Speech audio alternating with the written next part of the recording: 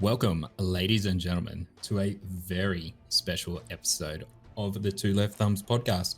This is our annual Game of the Year Awards. Today, I am joined by Deaf Puppies, as always, but we have Hi. two very special guests with us today. Would you guys like to introduce yourselves? Not at once. I'm back. I'm back. I've been gone for a while, but I'm back. They dragged me in for the Game of the Years. Yep. So yeah, Dawn of the Dan's back, ready to talk some rubbish in your ears. And who else? Are you talking about me? Possibly. No, not at all. About me? Someone else. That other guy in the corner. What's going on, dudes? It's been a little while. I'm back. I'm back for a one-off. Should be some good fun. It is going to be fantastic. Thank you guys very much for joining us. The two originals. It is going to be a good evening. This is the whole cast in its entirety. This is everybody that's ever been part of this podcast together, which is amazing. Which is really cool. Good.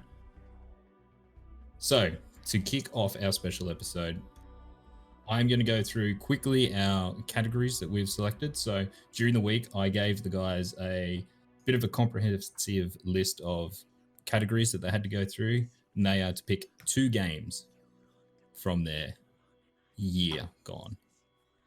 In that, one of those would be their game of the year for that nomination, for that category, and the other one would be a runner-up, one that came to a close second, if they have that. So our lists are best game in the action genre, focused primarily on combat. We have outstanding creative or technical achievement in design and animation. We have the best in-game sound, best game for outstanding community support, best online multiplayer gameplay and design, including co-op or MMO. We also have the best storytelling and narrative development in a game. We have one awarded to a game for outstanding development of a live service. We have best voice acting and motional performance capture, best RPG of 2019, best music, best first-person shooter, best publisher, best first-party developer. We're also going to have an interesting one in our most disappointing game of 2019 with our most anticipated title of 2020.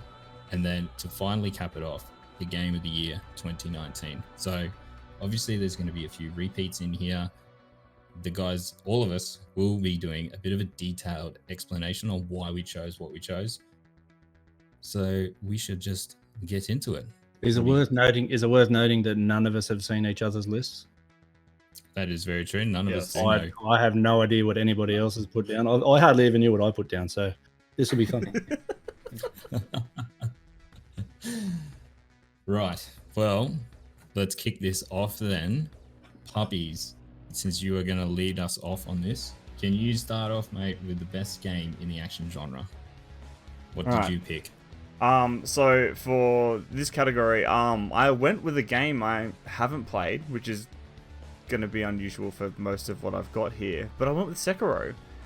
It's not often that the words hitbox porn get thrown around when relating to combat, and I mean, the combat was tight, it was good, it was responsive, it worked and flowed really well. There was a pretty big skill gap. I mean, it was only one skill level, but it took a lot to kind of learn those mechanics and understand the fight properly, and learn those movements. And I think that's why they're getting it. It's just fantastic.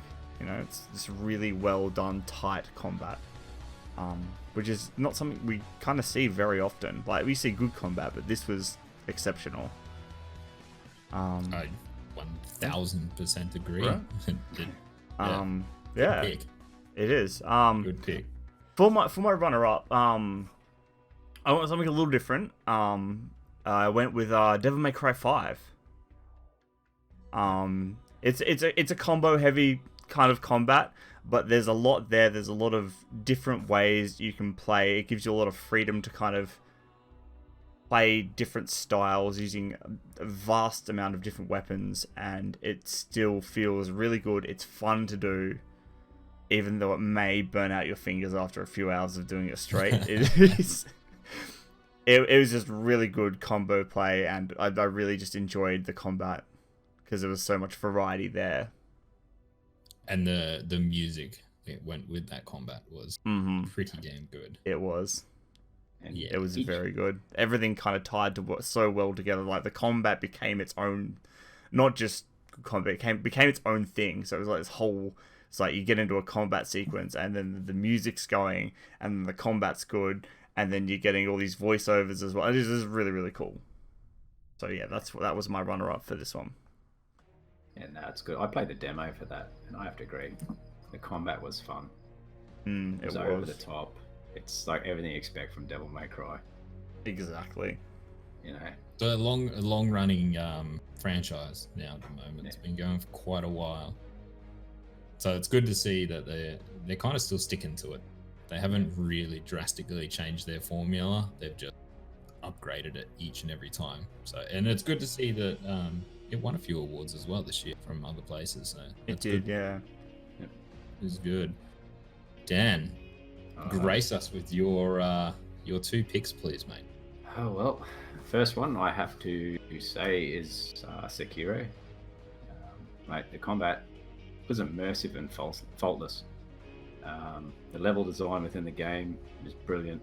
You know, there was just the way that everything wraps around, and exploring's, you want to find your shortcuts and you find your vantage points and everything else like that.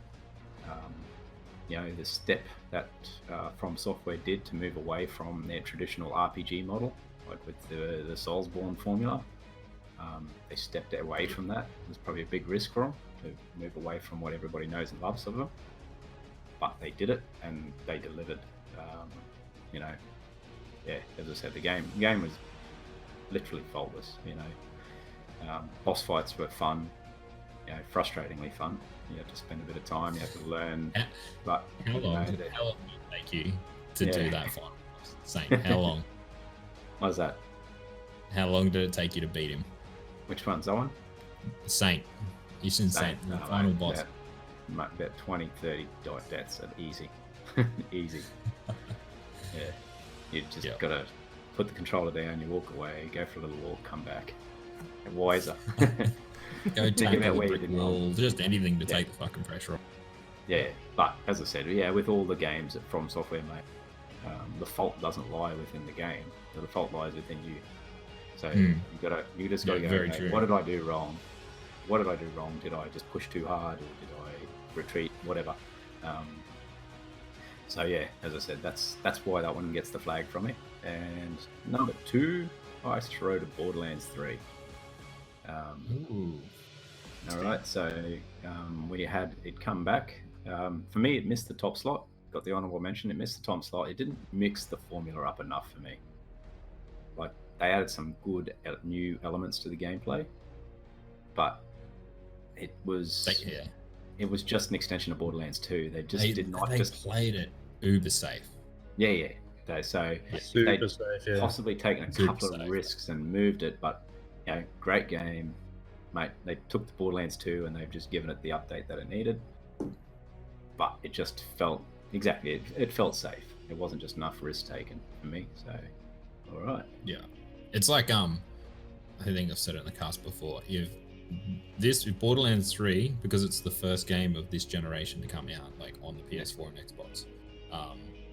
If this was the second version to come out on those systems, and it came out in the state like Borderlands 3 did, with nothing really new added to it, I don't think it would have done very well. No. But yeah, because it was so fresh. It's so Good new, game. I loved it again. Well designed. Weapon. You know, the weapon design in it was crazy good. I love the weapons. You know. And the humor. The humor is awesome. Yeah. And yeah, as I said, it was everything that Borderlands should have been, but yeah, it just felt too safe. You know. Yeah. All right.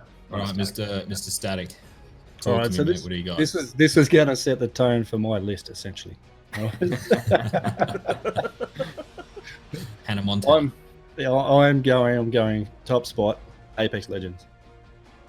All right. Nice, yeah. Pause for dramatic effect there. For me, it was very hard to find games I've played in 2019 from 2019, right?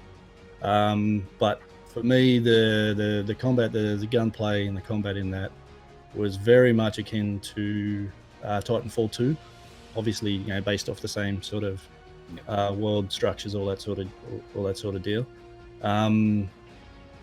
I just love the way they play. Like, as hard as it is for me to put a BR in any kind of game of the year list, the second I dropped into that game, it felt like home, if that makes sense. Yeah. So there was a familiarity about it. Familiarity, you know, the way all the characters play off each other and the balance that's there. Again, it kind of went hand in hand with what Titanfall 2 was. So it just easily fell straight into that spot for me. The honourable mention goes to Gears 5, the old meathead bro shooter. That game was a lot of fun. It was just killing things in that game was so satisfying. Yeah, it was the executions in that game are so good. Yeah, I've not put a great deal of time into it, so for it to get a spot is pretty big. But it had an impact on me like almost the second I started playing it. I really wasn't into it when we were sort of loading it up, but that quickly went away and it became a game worthwhile. So that's why that one gets the honourable mention there. Very nice. Solid. Wasn't Gears solid pick. Wasn't Gears a return to form for the series as well after 4 wasn't that really well received, and then 5 was a little. There was Judgment, and that was it was definitely a return to form. Judgment was there. I put half an hour into it before I noped out of it. But Gears 5 is a really good return for the series. I'm excited to see what they've got coming forward, especially with the new game they have coming out. Just Tactics. The Tactics one. It looks really, really cool. The mobile phone game. I don't think that'd be running on a phone, but I understand. They probably could get it to. Yeah, they probably will. Rightio. Well, mine were Sekiro is number 1 for me. Same reasons. I didn't see that. No, neither did I. Not at all. Did not see this coming. I am shocked to my core. Same reasons you guys have all said.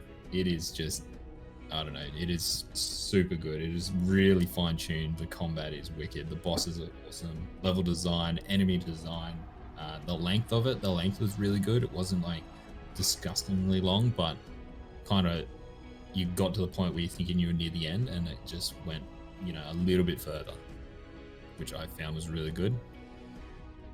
I think I put 3 times, maybe 4 times I've beaten it now, so that's just how much I enjoyed it. And second up went to Control from Remedy. Okay. So good things. Yeah, I thought that was really was that close for you? What it was actually to separate those two, yeah. Control. Yeah. I enjoyed the hell out of Control. The only reason Sekiro wins is because of how much I love FromSoft games and beat it 3 times. It's a fanboy thing. I sense bias. Control is awesome though. It is really well done, especially for a new IP. For them having their first crack at it, it's really tight shooting, X-Files vibe story. It's really twisted and all over the place, but it makes sense in the end, and there's a lot to explore in the game. And like collectibles, I've never gone through a game so much to find collectibles, like literally go out of my way to go get them to find out what they are, because just reading the stories on them was super cool. And the way they tied it all into their universe that they're creating with Alan Wake, I thought that was really cool. So it opens it up wherever they take it next. That's this huge universe now they can pull from. So interesting to see what Remedy do with that. Moving on to our next category, we have Outstanding Creative or Technical Achievements in Design, so artistic design and animation. So that's a mouthful, man. It is a mouthful. I felt I needed a degree to read that. No, you just need a long time to comprehend all the words. You just need to be able to read. All right, so my hey man. Wow. Oh guys, fantastic cast and call. Fuck, they should have output. Puppies. Hit me. Yes. What have you got? All right. So my first choice for this segment is Control. I haven't played this game yet. Again, there's a couple here I haven't played, but these are like things like art and design you can see from watching. And Control's spaces, the design, just like everything is so wonderful and imaginative and kind of weird. And so everything's kind of a bit of a spectacle from what I've seen. And it looks just really good. There's some really good way they use lighting and stuff like that. And yeah, the whole thing is just beautiful. I've seen a lot of photo mode stuff come out recently as well, which was just kind of secured what I thought about it. And it's just gorgeous game. And just a really interesting take thing. Yeah. That came out the last couple of days, I think it was, but it looks incredible. Also, the spaces are really cool. Control was one of the first proper games that they had RTX on PC. Yeah. So yeah, I don't know if you've seen screenshots with that enabled. If you've got some god PC to be able to run it, holy Christ, does it look good? It traces all the rays. So many rays. So many rays. So yeah, did you have a second one? I did. My second one is Void Bastards. Oh, nice. So this one, it was like playing in a comic book. Well, I love the art style to start with, but the way that everything moved and the characters moved, it was like a motion comic book, and it was just done so nicely. Like it was nice and clean. The movements, just everything fit together really nicely. I just loved that kind of take on that kind of art style in a video game, because it's not something you see every day. Like you see like the cartoonish kind of stuff, like you look at like Borderlands and stuff like that. But this had that very strict comic book feel, which just I loved so much. Yeah. So that was my runner-up. You should. It's really good, man. Yeah, and there's such a big list of things that I need to keep playing this year. Jesus. Same. All right, Dan, walk us through, mate. What have you picked? Okay, so artistic design. I've got to go with From Software's Sekiro. The worlds were beautiful. Yep. Running around. Yep. There was, the backdrops to every single arena. You open up a new area. Each level was different. You went into it just wasn't all just the same sort of geography or trees or whatever else. Everywhere you went was different, from the battlegrounds through to the sort of the forest with all the red leaves falling down. Yeah, the snow. Mountainous regions. Yeah. So everywhere was different. Everywhere was unique. Like the boss arenas, each one of them was, well built. There's no dumb things in them. No real glitchy spots. So yeah, that's the one for me. You just sort of you run around slitting throats and admiring the scenery while you go. It was fantastic. Look at this pretty slit throat. Yeah. Yeah, that's it. Yeah. I think we're on while you're rolling madly from mad ninjas, enjoying the scenery as you go. But the leaves, they feel so good. They feel so gentle. Taste my blade. They did nail the feeling of like feudal Japan. That feudal Japan feel. It never felt really out of place. No matter where you were, from the burning village to wherever, it was always just good. Always felt in place, in theme. And the next one is Bungie with Shadowkeep, The Return to the Moon. I know it was just like, love or hate Destiny, they build beautiful worlds. They just forget to put stuff in them. So you've never been able to fault them on their sandbox design when it comes to the PvE world. Everywhere looks beautiful. For me, like Return to the Moon was obviously very sort of sentimental. The Return to Destiny 1, all that sort of stuff. So when you go around to Hell's Mouth and you can sort of run around the entire thing, there was a lot of like nostalgia there, but it was just beautiful. The whole space. But they do killer skyboxes in They that really game. do. Yeah. Yes, yes, Yeah, The scenery in Even, the scenery in that game is Yeah. phenomenal. even you look over the edge, you know, the death cliff sort of thing at the edge of every map, and they got stuff built into that as well. There's crash ships and skeletons and bits and pieces. You know, like most people wouldn't even give a shit. It's the edge of the map. You should. Yeah, no one's going to look here. We don't need to put Yeah. anything. Yeah. And you look over the edge, and there's a smash ship and other bits and pieces. So yeah, they put so much detail into the worlds. They just forget to put content in it most of the time. So Well, yeah, we're not going to go down that path tonight. No. no, Let's leave that I'll rant stay for another real one. clear of that can be for another segment. I also like how you can see the space station again floating through the through this skybox. Yeah, yeah. There's Yeah. just Some little details things like that. are really cool. You know, yeah, it's just little bits and pieces like that. No matter which planet you're, there's always little things to pick up on. There's bits and pieces. So Nice choice. All right, Static, hit us. All right, so for my number one spot, I'm going with a game that I haven't played. The lineup was way too long. I watched it at PAX, so I pretty much just vicariously played it through other people by watching over their shoulders. I go with Concrete Genie. Yeah, nice. Hell yeah. that did look good, eh? The worlds look so amazing. The depth that was in it was unreal.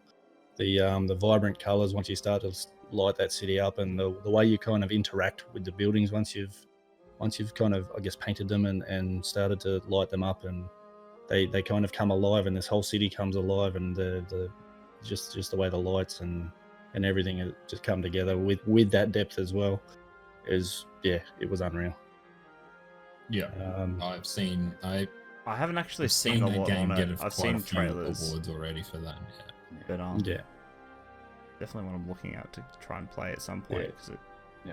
it That looked game good. is on my. That is a really good pick Yeah. for this category. It is. Yeah, that art style, I don't know. It caught me instantly as soon as I saw, because Medieval was literally around the other corner. I'll check that out, because that almost made it too. That almost made the honourable mention. Yeah. But the second I saw, Concrete Genie's over there, and I just kind of just sort of craned my neck around to sort of see what was going on there. I was straight into it. It caught me straight away. So, yeah, that one definitely takes the win there. The runner-up, honourable mention, Damsel. Oh yeah. Yep. Damsel, I absolutely loved for the exact same reason. Puppies went was just that comic book aesthetic. It was. It was done really well. Yeah. I'm a comic book nerd from way back, and that just absolutely had me. So Yeah, that is. the level design and all that sort of stuff. I love the fact that you almost have to. I guess it's kind of technical achievement. You've almost got to speed run the game, and I love that fact. Yeah, you do, and it's so good to pick up, play, and put down like 5 minutes later. Like crunch a level down. Like all right. Yeah. That's on the Switch, obviously. I mean, you Bit can harder still on open other it, consoles. play it, put it back down with anything else Yeah. as well. I mean, it's a little bit more, but it's still worth doing. Yeah. Very good, very good. Right. Well, I've gone with Star Wars. Ooh. Yeah. Okay. Yeah.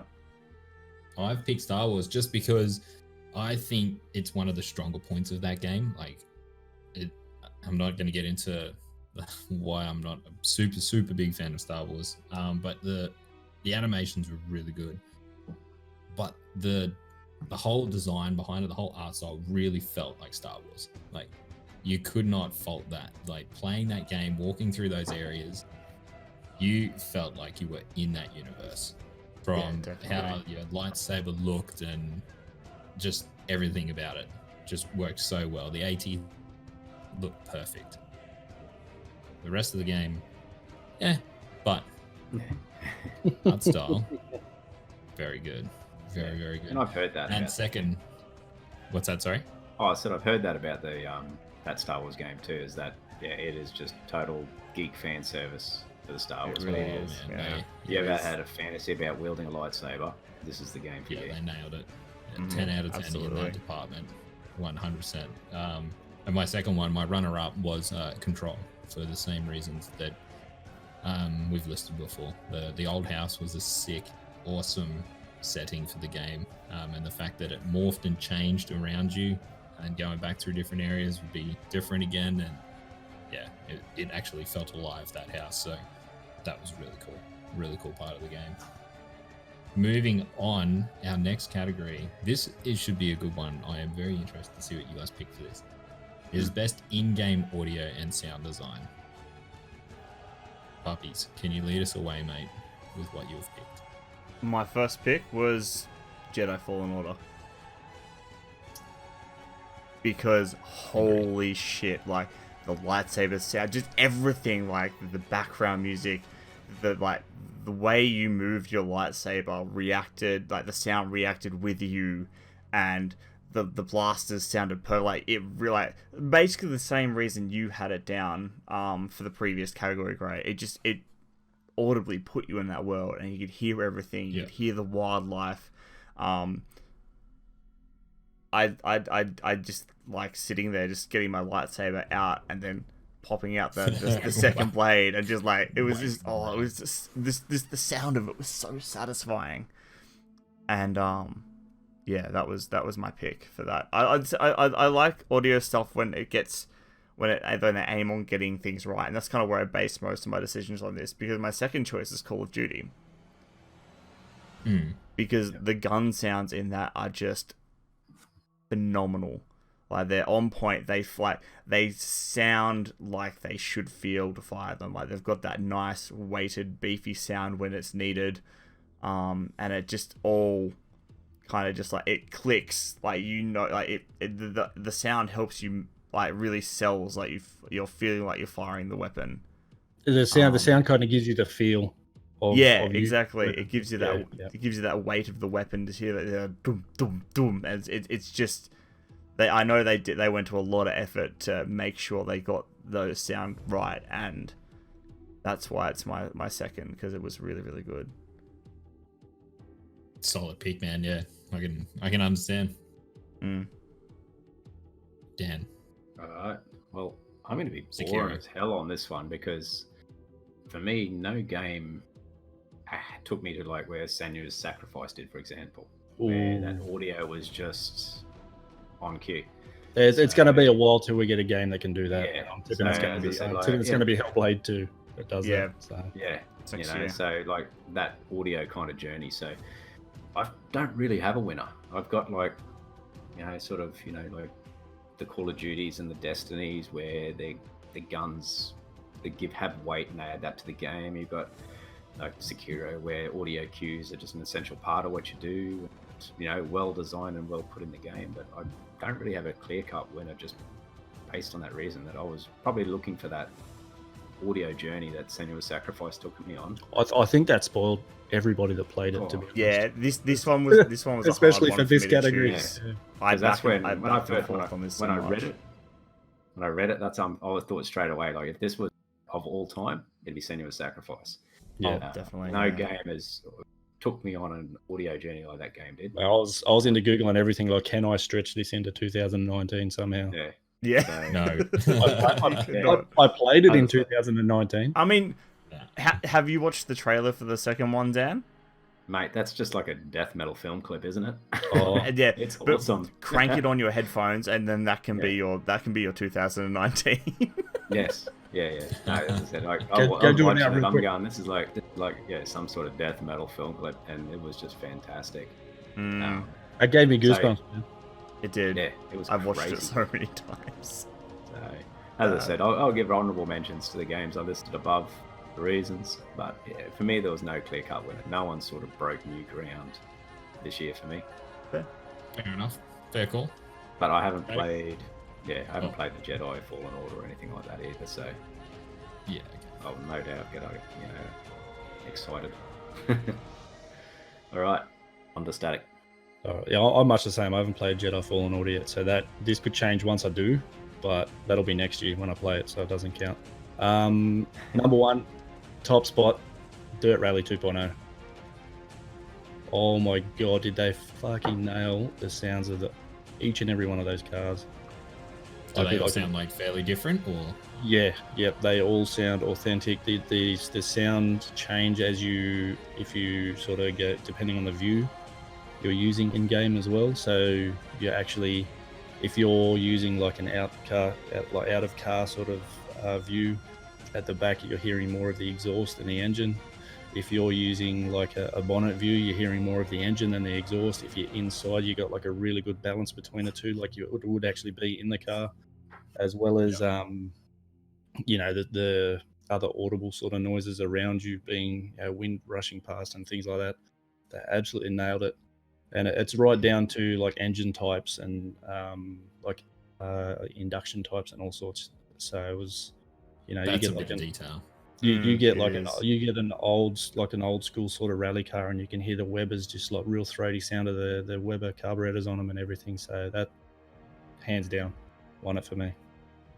And then my honourable mention is much the same as Puppies, COD, Modern Warfare. That for everything that he spoke about, the sound of those weapons gave you the feel of actually using them.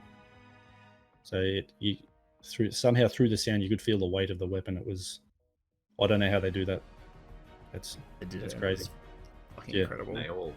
They all sound different. Not only do they have different that's right, which is hard to put into an audio. Yeah, when they did it, they recorded each and every gun in different scenarios as well. Like they had several recordings of the same gun, depending on the situation you were in the game too. So, yeah. And that's the difference between picking up, say, like an auto rifle and firing it to a machine gun type weapon, where it's a little bit slower. There's a little bit more sort of repercussion. Would be this, I don't know, technical audio sound would be, but it feels heavier. You know that you're throwing a bigger piece of hot lead at somebody. Fair enough. Well, for mine, I've gone a game that none of you would have heard of. Oh, excellent. I like this. Waking? Oh, Waking. I remember you talking about this one. You think very much Sensu, Hellblade. Yeah.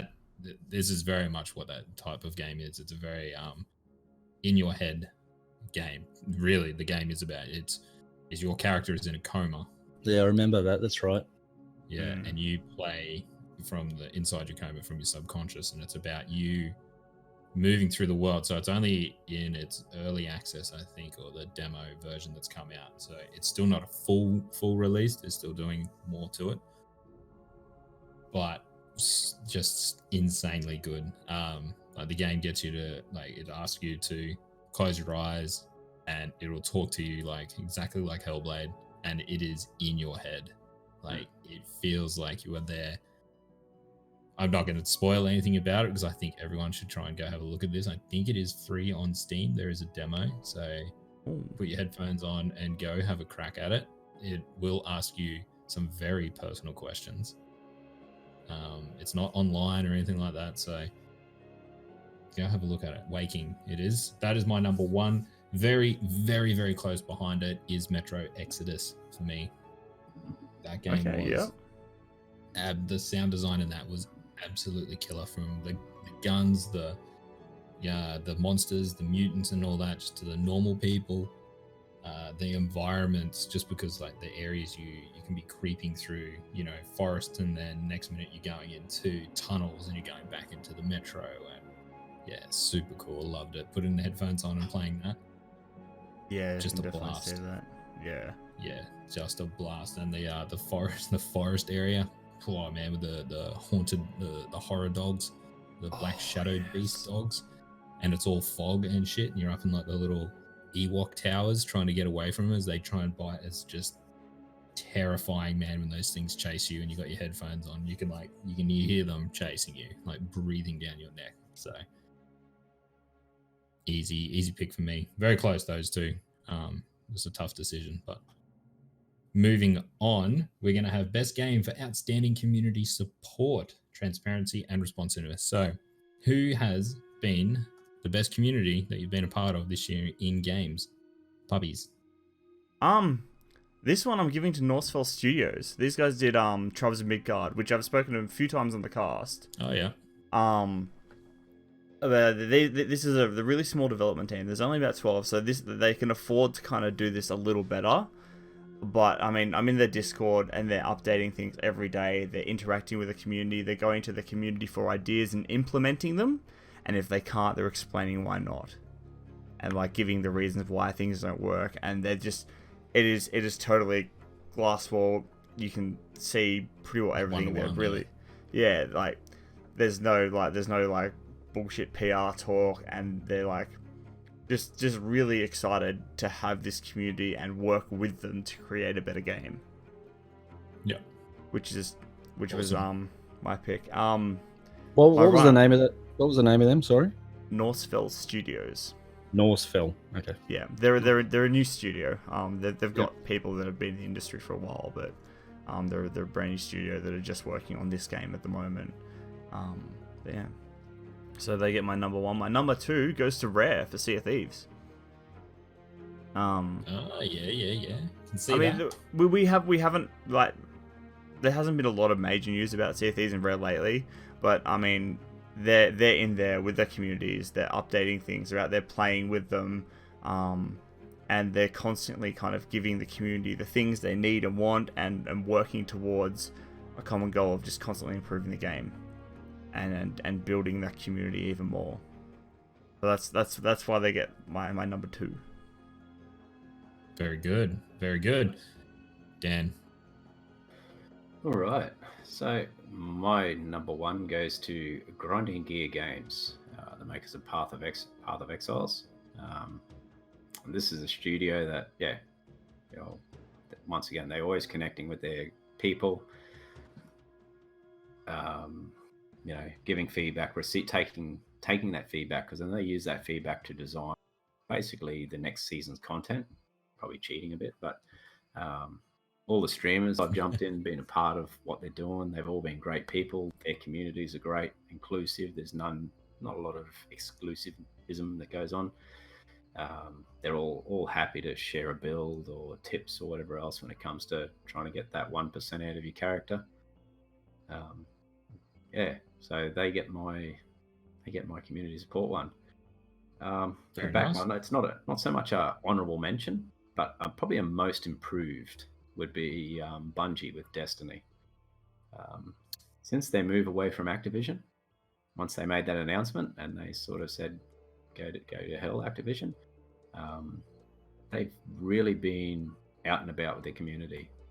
You got DMG and Cosmo very regularly talking to the two people, talking to the community, telling them, yep, we know about this. Yes, we're taking this on board.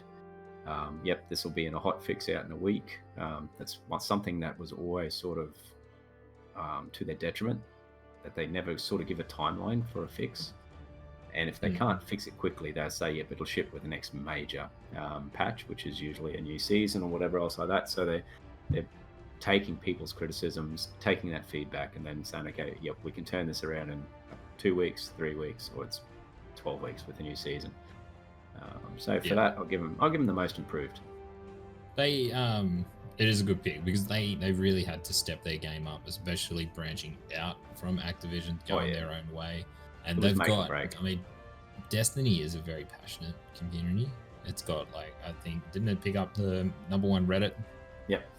Reddit game at the Game of the Awards, for most. It got something in the Game Awards too for a very similar award to this. It was best community support or some shit like that. Yeah. Can't remember the exact word.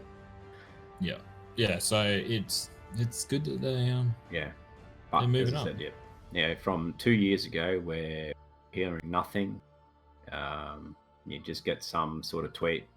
Obviously their hands were being tied a little bit because Bungie were always way back in the Halo days. One of their strengths is that they were always a big part of their communities, always talking to their players and everything else like that. And then they sort of got gagged, especially around Destiny 2 release. There weren't a lot of answers. They weren't really talking very much. There'd be weeks of silence. There'd be just radio silence for 2 weeks. So they've made steps to really improve that. And I've seen, like this year, they've made massive improvements. So, yep, they get my most improved. GG, Bungie. Static, who have you picked, mate? Well, to copy Dan, #1, Bungie, Destiny 2. Yeah. Special note has to be made post Activision. Bungie. Post Activision. Activision Bungie. For all the reasons Dan just said, like the amount of the responsiveness they've had, and you look at people like DMG and Cosmo, they've always been out in the community. They've always been at least a name there. You know what I mean? They've always sort of been involved, for better or worse. So that's. I think that was one of Bungie's best moves, is picking people from the community. That's to right. be the community managers to represent the community. Yeah. Or represent themselves to the community. Yeah. I know what I'm trying to say. So for all those reasons Dan just said, that's why it's number one. Number two is going to be very controversial because of the state of the game at the moment. State of the game at the moment, Ghost Recon Breakpoint. Ooh. Okay. Talk to us. Turn it up. All right. The responsiveness that the Ghost Recon team have, responsiveness itself is not great, but the transparency and their communications with the community is pretty top notch. You know what I mean? They you can see that they're doing everything they can. They're always communicating. Their Reddit off the charts. They're just always communicating through those, and it's not just one; it's many. And a big part of it for me is more the community or the people that I've met through it. We've played a lot of online games. We've met a lot of dickheads doing raids in Destiny, things like that. I've not met one dickhead trying to do the raid in Breakpoint. Everybody's been really, really relaxed. If you don't quite know the mechanic, they're happy to talk you through it. They're happy to sort of wait while you learn that little nuance that this sort of section might have. Mm-hmm. For those that if you don't know what the raid's like, it's much like a Destiny raid in terms of mechanics and whatnot. So you've always got those little nuances, like where things spawn when, sort of thing. So you know what I mean, like just sort of learning those things help that encounter along and help a player. If they know when these things are going to happen, the player knows a lot better. So it's always been really good in my experience. Even just sort of approaching someone in the social area in game, saying, look, I need a hand with this mission. Not that you generally do, it's just I want to get through it quick, so I'll see if someone wants to do it with me. I've never had someone say no. That's good, man. So the community itself, I guess, takes on more of the mantle here than the Ghost Recon and Ubisoft themselves.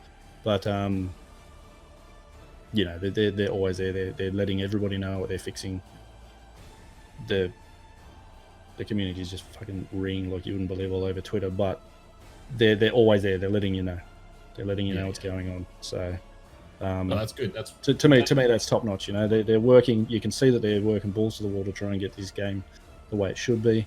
They know they dropped the ball. They know they released it early, that they're trying to do it, and they're letting everybody know as they go along. Cool. Nice pick. I've gone with mine. I'll get rid of number 2 first. Is going to be Destiny. So that's pretty much everything that everyone has said. Yep. Fantastic approach to what they're doing now. My number 1 is Bend Studios, team who did Days Gone, recently released at the start of the year. For the reason why I give this to these guys is because this game is not an online game. It's got no online segment to it at all. It is completely single player, play the whole thing by yourself. But I think what happened is when this game came out, it didn't review amazing. It didn't. I don't know. It didn't stick very well with a lot of critics, and it scored like the 6s, 7s, and stuff like that, which is fine. It's still a good game. But what happened is then the game came out, and the reviews for the users skyrocketed, and like the game did really well. And I think Bend Studios kind of galvanized around that and went, the critics kind of just didn't understand kind of what we were going through with the bikey theme here and whatnot. But I don't know, the users and that are really resonating with it. So they kind of really got behind them, and for a team that had no roadmap or anything like that, they really came out and added a lot to this game for free. Everything was for free. They've done heaps of updates. They're all over Twitter and Reddit. They reply back to you on Twitter for a studio of that size, for a first-party developer to reply back to you through their community managers and that, to just random people. You don't have to have thousands of followers. They're just very supportive, and it was good to see them interacting with the community. And I think the game sold really well. I think the community really responded back to it, and shows you what it can do. Yeah, Nice. Yeah, nice. Next up is our best online multiplayer gameplay and design. So this includes any co-op games or MMO games. Puppies, grace us with your 2 picks for this. I only have one. Okay. Because I haven't really played a lot of multiplayer games this year. Most of my kind of experiences this year have been single player. But it goes to Destiny 2. Seems to be a hot topic this round of this round. Picking But up I some mean, awards. it is. They've done a really good job post Activision. The Shadowkeeper is really good. The raids they've come out with have been fantastic. I mean, and with the crossplay as well. That they have now, or the cross save. Sorry, not crossplay. I was gonna say, did I miss the memo? It was so effortless and smooth to set up. It was half a dozen clicks, you're done. Go and play on whichever console or platform you want to, and even changing between the platforms is perfect. And nothing, there's no issues at all. It's just log in, off you go. So yeah, that's why it gets my pick this year. Just they've done a lot. You know, they've broken off from Activision and they've come up with cross save, and it's worked really, really well. And it's across what 5 platforms now? Because there's PlayStation. I mean, if we include, technically it's a platform, so we'll include it. It's still loading on Stadia. There, Google. We mentioned you have to love us now. That laggy Kate's still alive.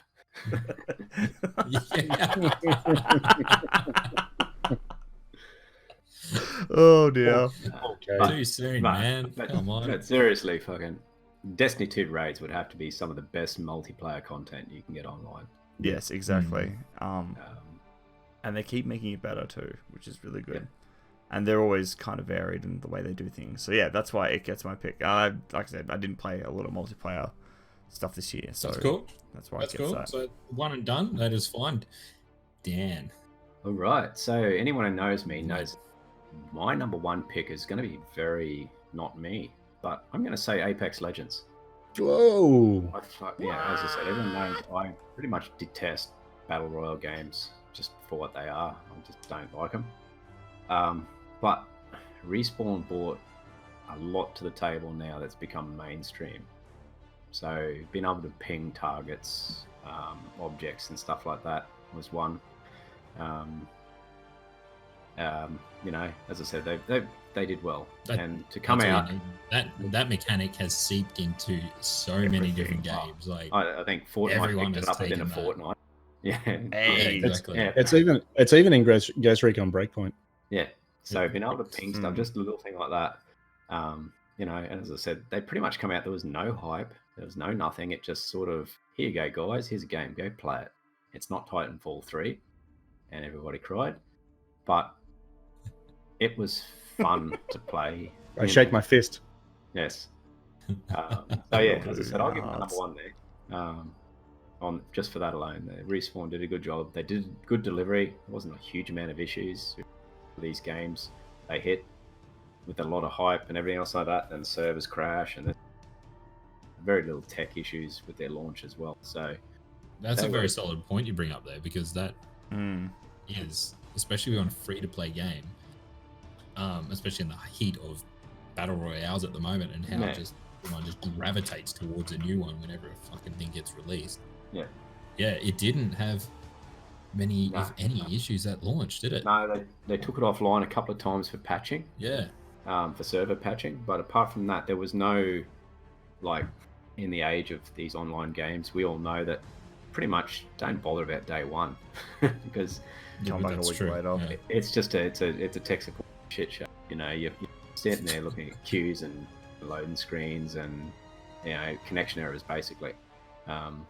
So yeah, as I said, like, you know, how many launches have we seen from big companies, big budgets and big amount of resources, that day one is just an absolute nightmare.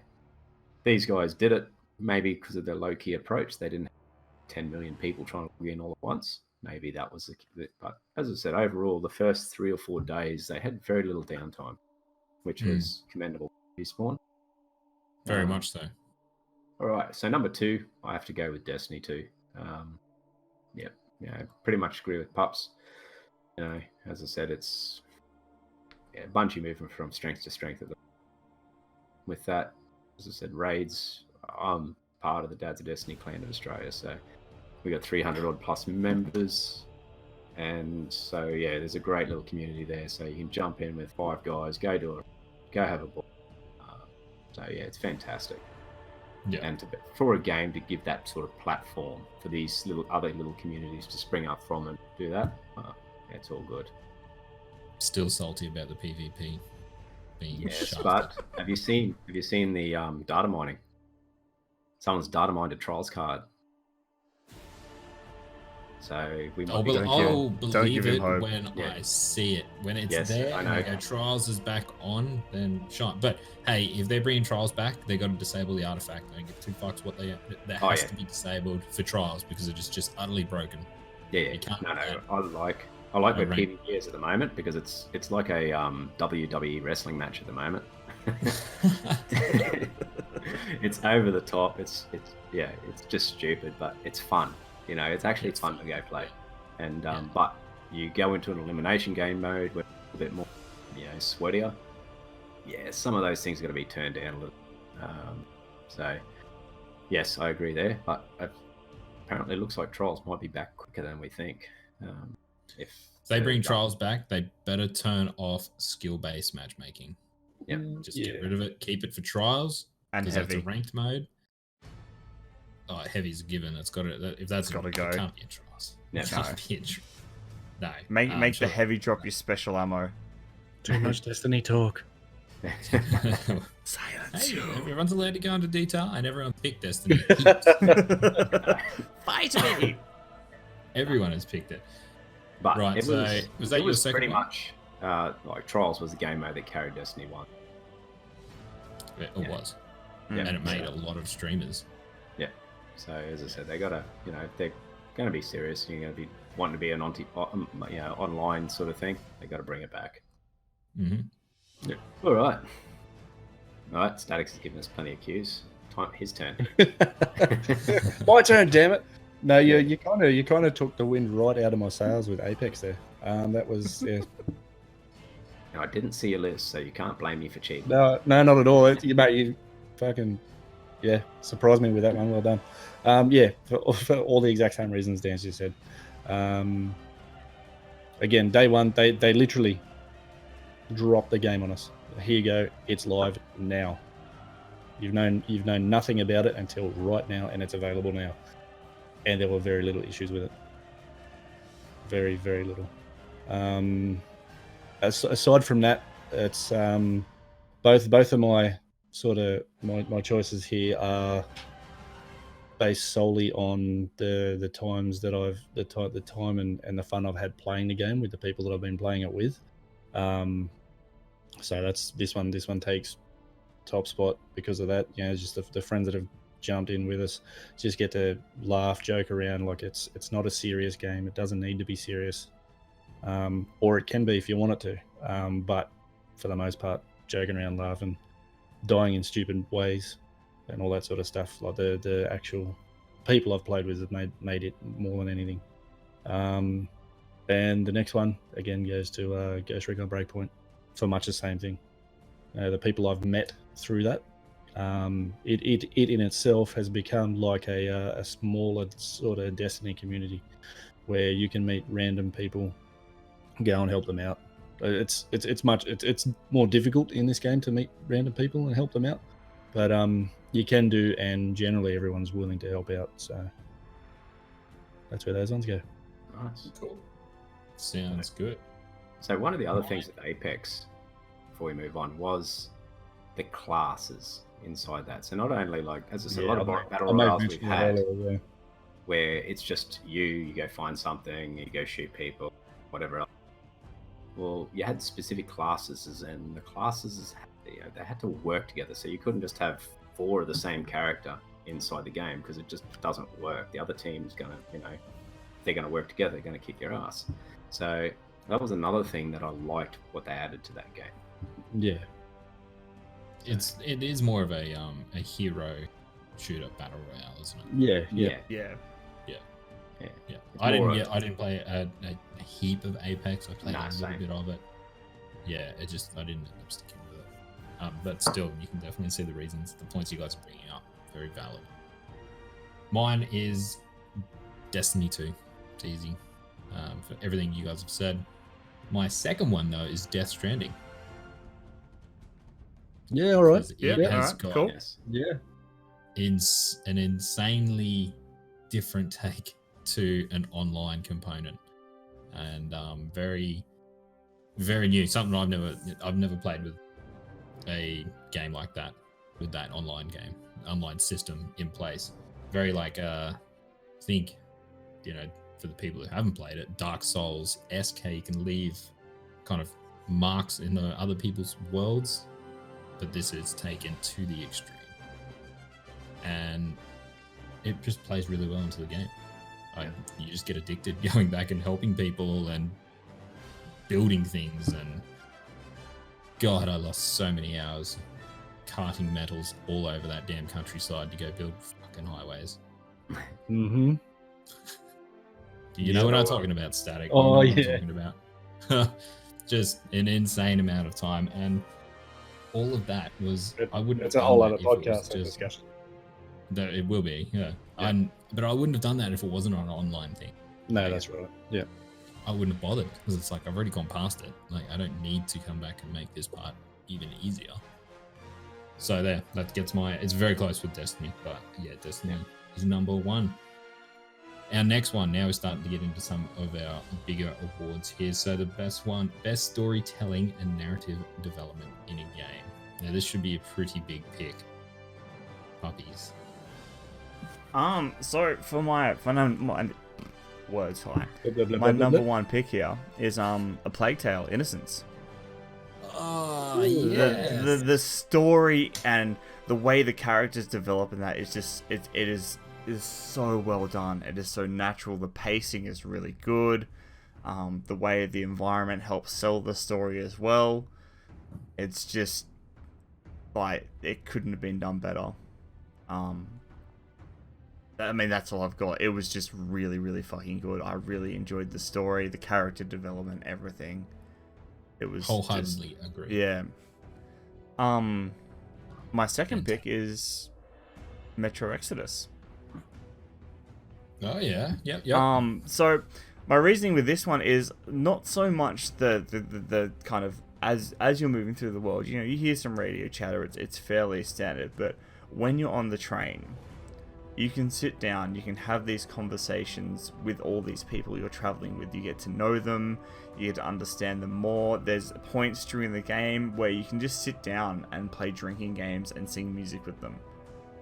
And it really kind of puts you in that kind of group of people, and you really get to know and understand each and every single person, and it helps sell and move the story along, as well as you get really attached to some of those characters as the game goes on.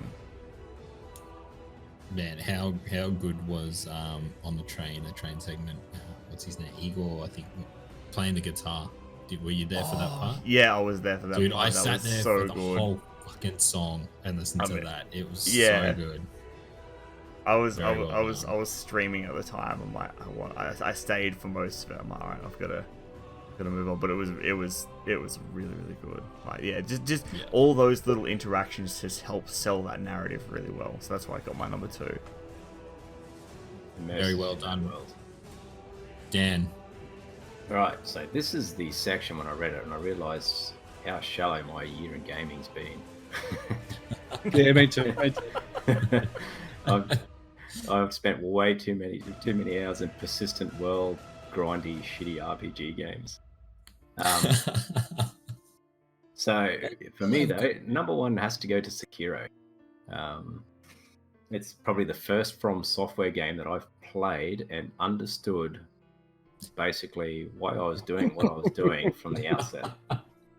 Instead of just feeling like a psychopath running through the world, murdering everything, and having a vague hint by the end of the game of kind of why I was there.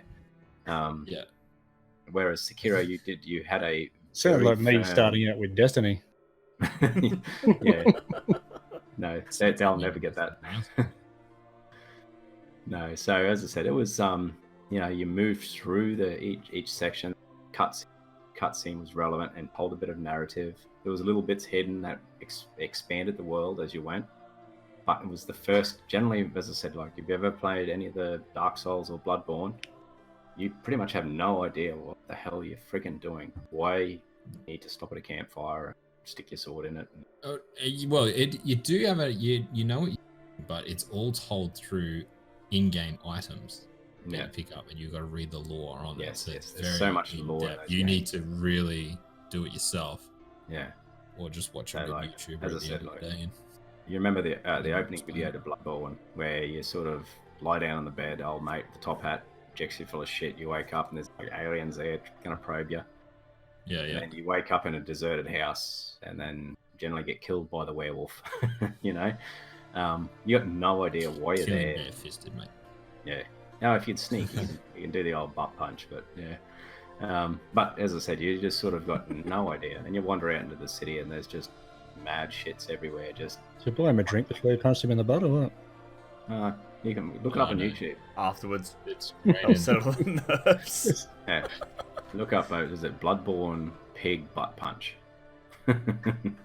Okay.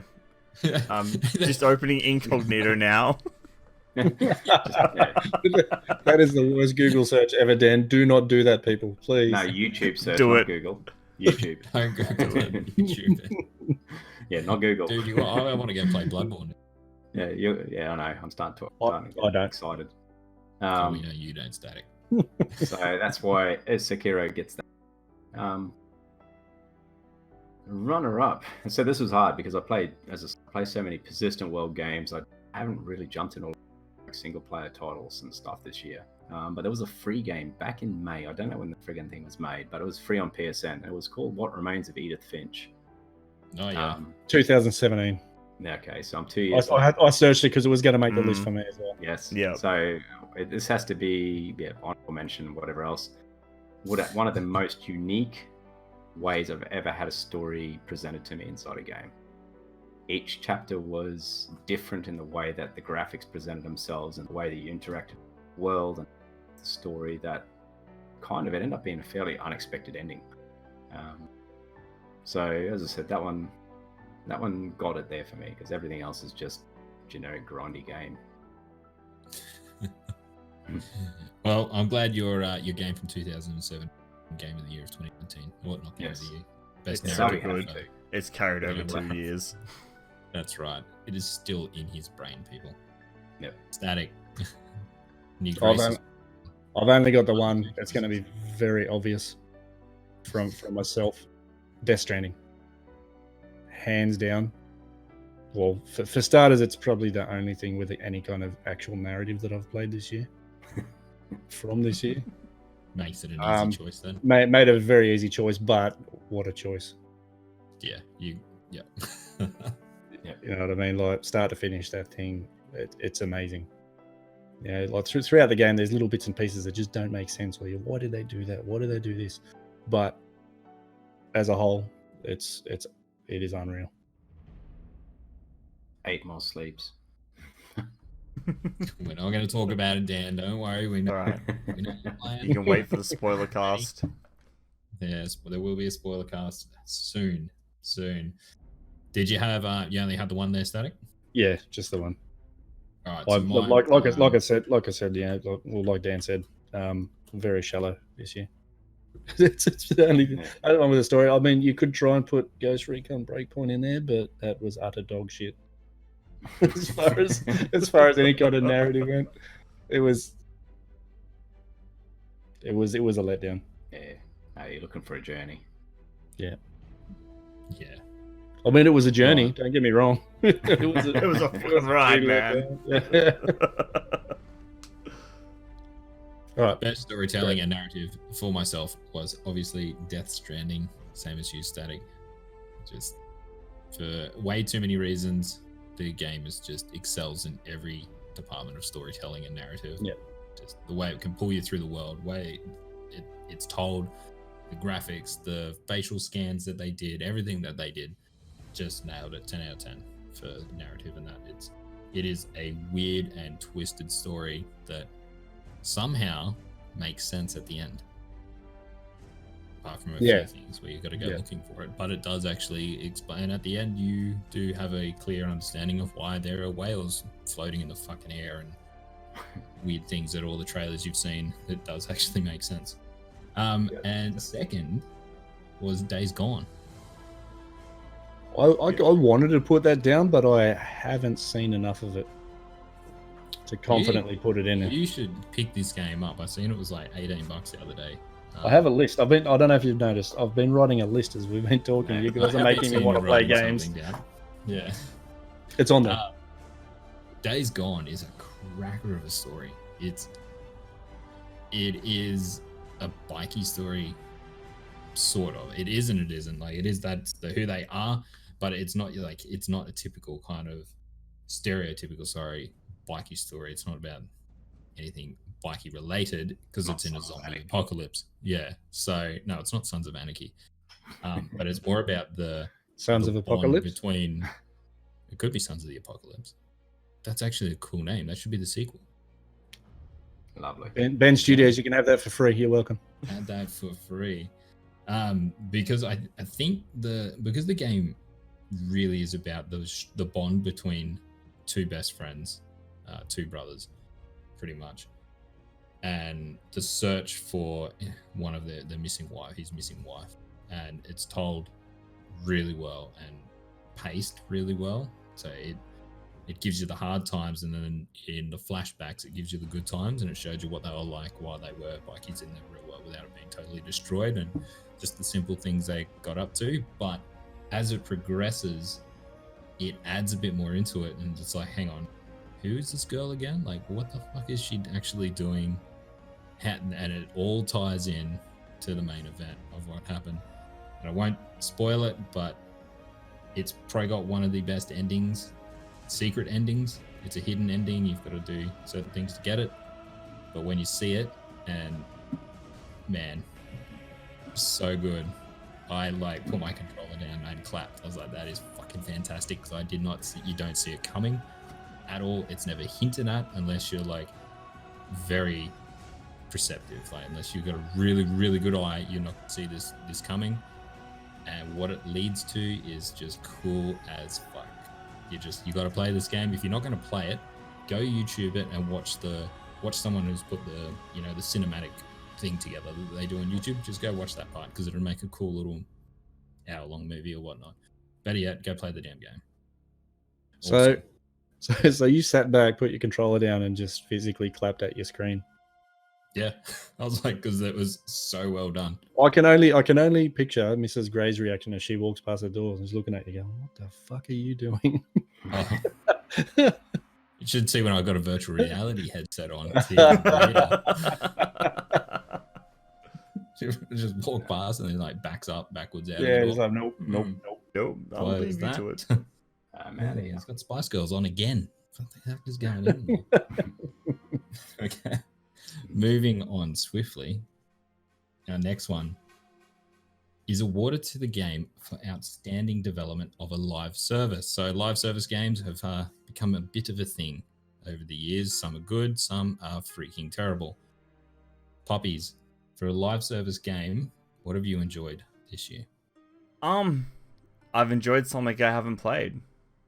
I know that sounds weird. Hear me out though. Hear me out. But I love it.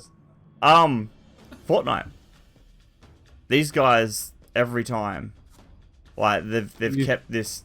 You've played Fortnite. I've played Fortnite, but not this year. Not this year. Not this year. Okay, you are redeemed. Just. We've had wins together. It's fine. But hear me out. These guys have done so much with what they've got. You know, I mean, they shut down the game for they shut down the game and like didn't tell anyone, and everyone looked at a black hole for fucking a full day. Yes, 2 days. 2 that days, was my even. favorite 2 days on YouTube. And people were freaking How many the fuck crying out. reaction videos were made about that? And I mean, Like, people were having tears. like, and just the way they use what they have to kind of really, I don't know, words are hard, but just like the way they develop the game and how they kind of move each chapter of the game forward, it's always really, really well done and generally How they marketing keep it genius. fresh. And yeah, they're keeping it fresh as well. So that's why it gets my number one, because they do some crazy shit. They just go, fuck it, we'll do it anyway, and we'll see what happens. And 9% of the time, it's worked really, really well.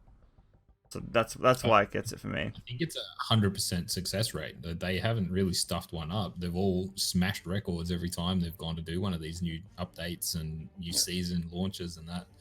Yeah, It's a very solid pick, dude. it It is. really is. And that was really the only one I had, because nothing really comes close to what they've done in that space. I couldn't think of anything that was even kind of close. But I'm interested to hear what you guys have got as well. So, Dan? All right. Talk to us, Sekiro. All right. Nah. Nice. So, I'm going to go, it is Path of Exiles. This game is free to play. You get regular content. I think you get 4 seasons out of it. Each season is... It works on the same thing as Diablo. You got to play through the same story content, but the end game has new mechanics or a new thing in it as such. Constantly changing. Their live service is pretty much based around there's no pay to win. You'd never have to buy anything. You can play the game forever. You can't buy materials. It's basically, there's a couple little quality of life things, and the rest of it's just all cosmetics. So if you love the game, you support them, you buy the cosmetic stuff. So I like that. And this rolls straight into my number 2, which is Warframe. So once again, this game is free to play. It's absolutely effing massive. You could play it for 3 months and still struggle to get through the campaign. And in the last 2 years, they've just expanded the capability of the game to the point now that it wasn't just the sort of open world sort of stuff that they went from before. Previously, it was a very much just dungeon crawler, grindy loot game with space ninjas. Now they went to open world, and now you've actually got co-op spaceship battles inside the game now as well. Their latest. That just launched, didn't it? Yeah, the other day. They announced the Game Awards. Yeah. So, and once again, the shit is just free. You obviously you need a bunch of components. You probably got to play the game for 60 odd hours. We'll throw $50 at it, one or two, to get the components to be able to probably unlock this feature. But it's all there. So yeah, pretty much the only reason why Warframe got number 2 is because I find the pricing in their store is a little bit a bit too full on. Yes, it escalates very quick. But as I said, you don't have to pay for anything inside either one of these 2 games. You can just play them for hundreds of hours, enjoy the shit out of them for what they are, and you can still push endgame content very well. You're not disadvantaged anyway if you never spend $1 inside them. So for me, a live service game around that, where the reason why people are spending money is because they feel good about the game and want to support the developer. That's a good live service, not, oh fuck, I've got to hand over another $20 just so I can do this. So as I said, both of these games have communities that just literally throw money at them because they got goodwill. They'll go buy a $150 supporter pack and get a whole bunch of new skins for shit, just because they want to support the developer. And that is true. Like what you said with the goodwill of developers is so many people discount how strong that needs to be. Destiny is a perfect example of that. They lost the fucking goodwill of the community. Especially when you're including microtransactions. Yeah. You 100%, and a paid game as well. Yeah. Like, if the game is free to yeah. play, your microtransactions, you're under kind of a different page. But if your game is, $100 straight off the bat, and then you're throwing in, things on top, Gears 5 is a good example of how not to do it. Yeah. Charging for a game, and then putting a crap ton of microtransactions on your multiplayer component. So, yeah, goodwill, man, is a very big thing in these live service games. That's why those two guys get it for me. Is that they've done a good live service. They've got a good, and it works for them.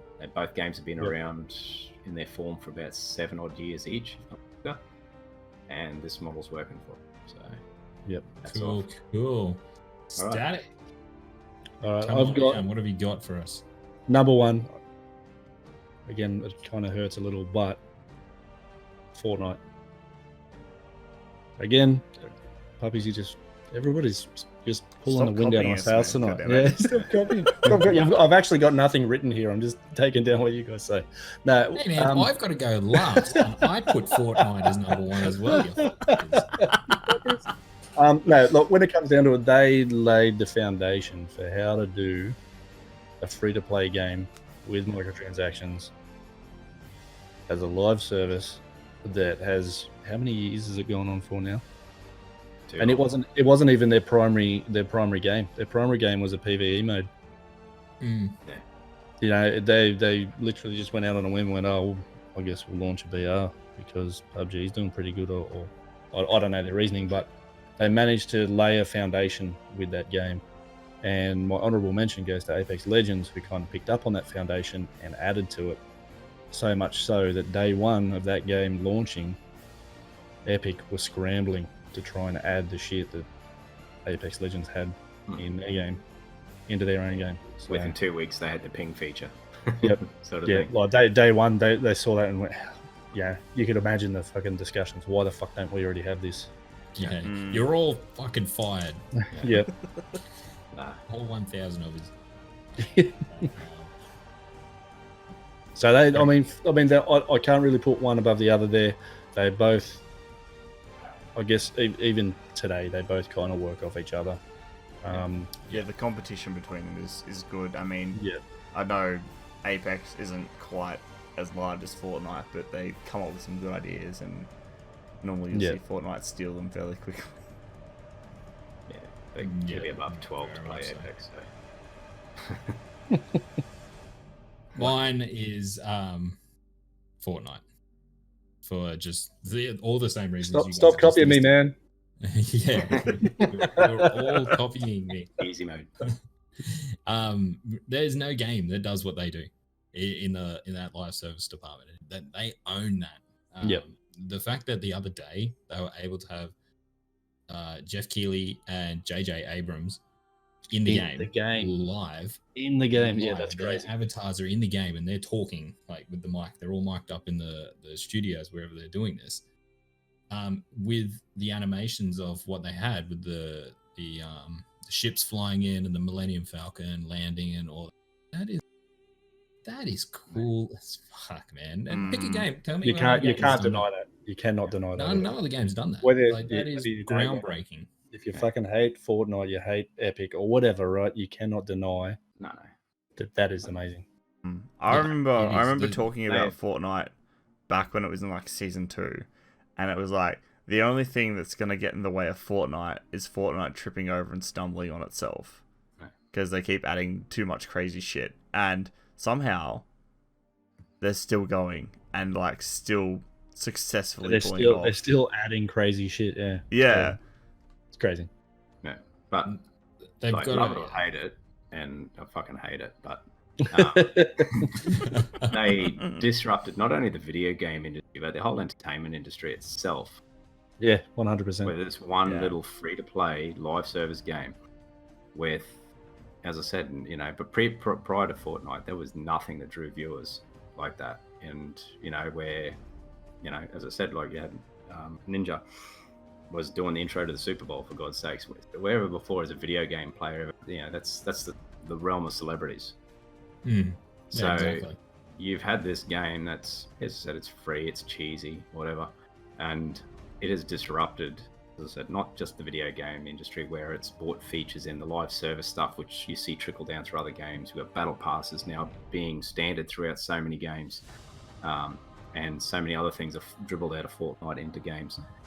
But it's blown open the world of video games and entertainment, brought them closer together. So my children have never seen Fortnite, never played Fortnite. They literally come home with Fortnite dances. Yeah, no, same. You're getting smacked. That's a paddling. That's a paddling. What was that for? You don't want to know. I sound like You do the floss, that's a paddling. obviously I sound like an old man there. I understand where they're getting these dances from, but they've never seen it, never played it. Yeah. So all they can tell me is, oh, this dance is from Fortnite. Shows the reach of that. Yeah, that's right. Yeah. Okay. That's huge. Yeah. It is huge. So as I said, love it or hate it, it's worthy. It is very worthy. So that was my number one. My number two went frame. I recently, a few months ago, downloaded on the Switch. Not the greatest experience. It's quite hard to play on the Switch. I'm not going to lie. I can Especially imagine. handheld. That'd be difficult, man. Oh Jesus, that's yeah. There's a whole lot of buttons to push there. How were the frames? How were the frames with that? Oh, it's 30 and below. Let's just say that it's not. It's good. Like they did a good job for the port. I mean, I don't think it hits 720p maybe. So it's up there. But as far as the live service goes, man, like you guys said, they do a kick-ass job. So moving on, let's go to our next one. Best voice acting or mocap performance in a game this year. Puppies, can you give me two? I can give you two. Okay. My number one spot goes to Laura Bailey, who played Kat Diaz in Gears of War 5. Okay. Yeah. Nice. The way the emotion, and I mean this goes credit to the coalition as well, and the way they did the mocap, but everything in the face, like all the emotion was there. It was conveyed. It wasn't like slightly wonky. It was all there, and it was. I mean, you could tell it was a video game, but it looked like the reactions and everything looked so realistic. And I think she did a fantastic job of portraying that character as well, and making her a very believable character. Because she had, I mean, I won't spoil a lot in the game. She had a lot going on, and that conflict was kind of shown through the way she held herself and how she spoke. And so yeah, she did a fantastic job with that. My number two goes to Daniel Roebuck, who did Grease Dreedus in Fallen Order. Yeah, the pilot from the ship in your crew. He was just like, I mean, the mocap for that was awesome because he did all that with the guy with the forearms and everything, and it looked really cool. It looked like again, same kind of thing. Credit to the mocap team as well, but the acting was there, and especially like acting in a part where you have a different style of body. Like you're not quite as humanoid. Like this guy, he was very short. He has four arms, and you have to kind of convey that when you're moving as well. I think he was just a really fun character. I liked him. Yeah. So I think it's my number two. I can see that. I see that. Dan. All right. So once again, I was a very shallow pool, but from what I've seen, Reedus for Death Stranding looks amazing. Norman Reedus. Yeah. Yeah. Okay. Yeah. Looks absolutely amazing. As I said, I haven't played a lot of games at Cap. As I said, yeah, I'm very shallow pool to dip through, but yeah, everything I've seen from the trailers and that game, the cinematics look brilliant. So hats off to that. Probably the dude they are very good. It's very well. Probably the dude that played Gollum. I could just go out in a wing and just give it to him because he's usually portrayed about 35 video game characters a year. Who played what? Gollum. Andy Serkis? Andy Serkis, or whatever his name is.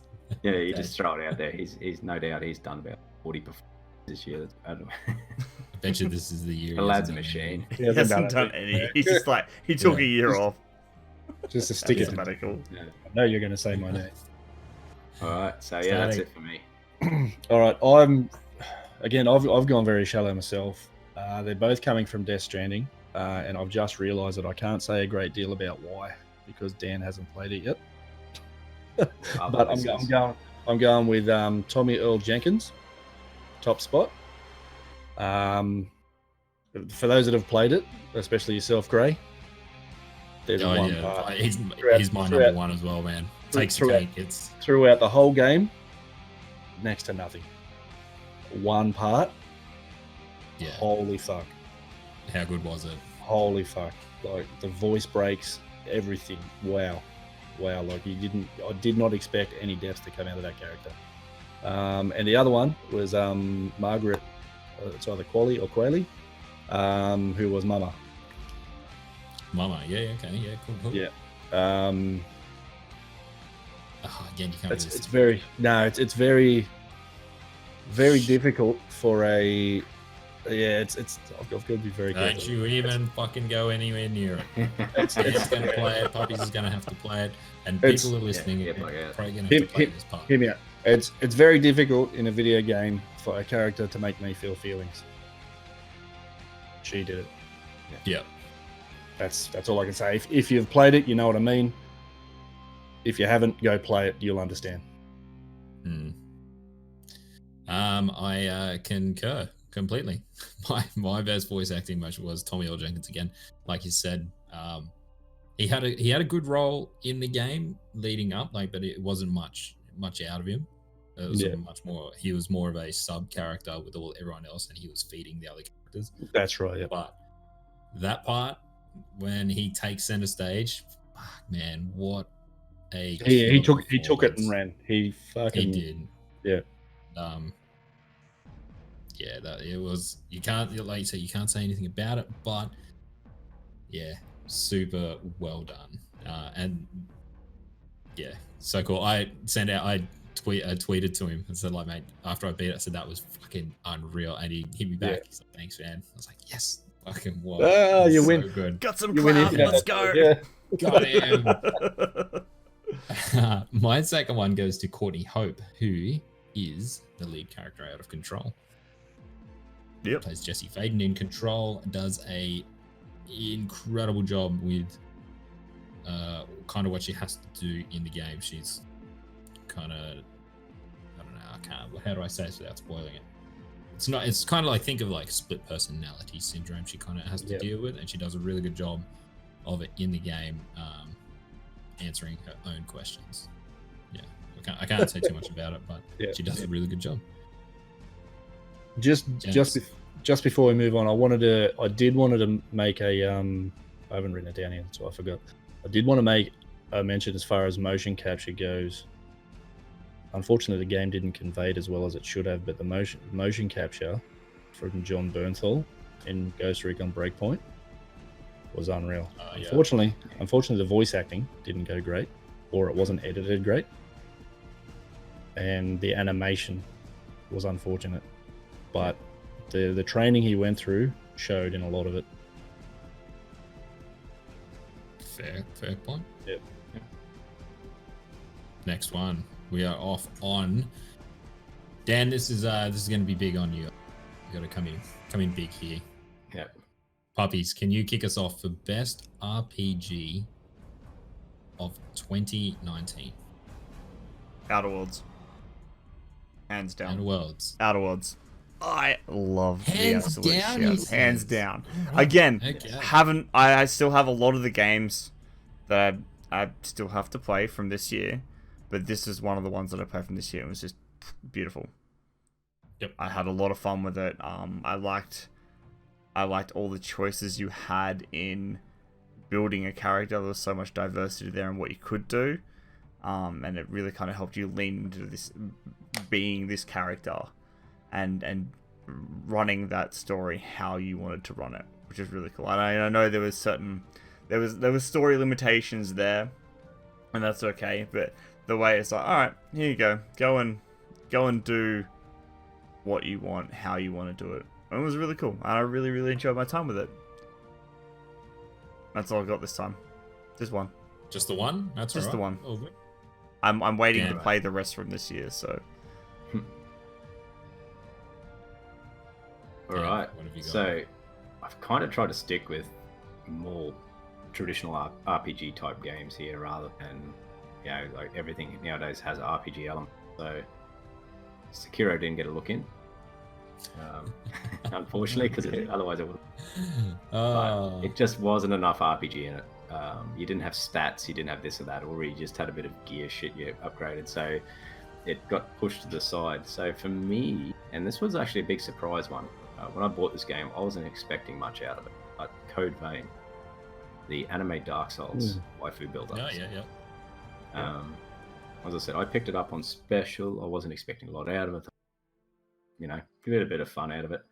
The way, as I said, they haven't like reinvented the Soulsborne. It's still very much that sort of that action RPG kind of formula that we've gotten used to. But the way that you can tackle your builds. So what you do is, as you progress through the game, you pick up things called blood codes. You're a vampire, and you pick up blood codes from other vampires, and each one of these blood codes has a specific build set in mind. But you can take bits out of that and put it into your current build as well. So you can be a mage caster, but pick up another skill from it, say like a more of a strength build or something like that, and bring it into your build to shore up some of your weaknesses. So if you're having a bit of trouble with vitality, you can go pick up a vitality perk and go, level it up and whatever, and you can bring it over and equip it in, so you're not so much of a glass cannon. I thought that was pretty cool because most of these games you kind of go into a build as such, and you're very much locked into that build. There's not a lot of diversification you can spread out otherwise. So that's why, as I said, story's pretty typical JRPG sort of stuff. It's weird, it's kooky. Special mention though, it would have to have one of the best character building parts I've ever played in any game. That's a pretty big call. Oh man, it's huge. If you were one of those people that wanted to spend hours building a character, you could lose a couple of days in it because there's not much that you can tinker with. Can you break the game with that much? Because whenever I see games like that where you can kind of really pick and choose the stats you really need and go out and get specific parts, no, you can generally break the game. Because you're limited by the upgrade materials. So there's some skills that if you insert them, by the time you reach end game, you'll have enough. But the end game content, usually dungeon crawling, whatever else like that, is strong enough to handle it. As far as the story goes, if you want to pick up this like OP perk and jam it into your build, you won't have the materials available to you to really level it up. So as I said, because that's one of the things I thought, I'm going, oh sweet, I'll go pick this up, and this just fixes everything. And it's not it's not that easy just to go unlock. There are materials involved, and certain materials just aren't available to certain parts of the game, which by then the game's been, it's strong enough and robust enough that it's expecting you to actually be this way. Just like Dark Souls, you can over level, you can overpower and brute force your way through it. You don't need to focus on the mechanics, which was the big departure between Souls and Sekiro. As I said, it was a surprise one for me. I picked it up not expecting a lot from it. I just thought, it's just a bit of Souls like junk food to get me through till the end of the year. All right, so what did you have a number 2? Yes, and I'm naughty here, but it's Persona 5. I know it's a little bit older. I'm gonna get you a fucking calendar. Yeah, please, please. Yeah, but as I said, I don't know if you haven't I told played you, that's it. I'm picking Final Fantasy 7 in it. Yeah, That's it. Everything. It's got Final Fantasy 7 and everything. Well, you get to next year. You get to next year. Next year.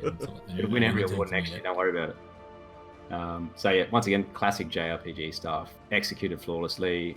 If I didn't feel this way, I wouldn't have thrown it in. It's a school kid by day, mysterious, superpowered anti-hero by night kind of game.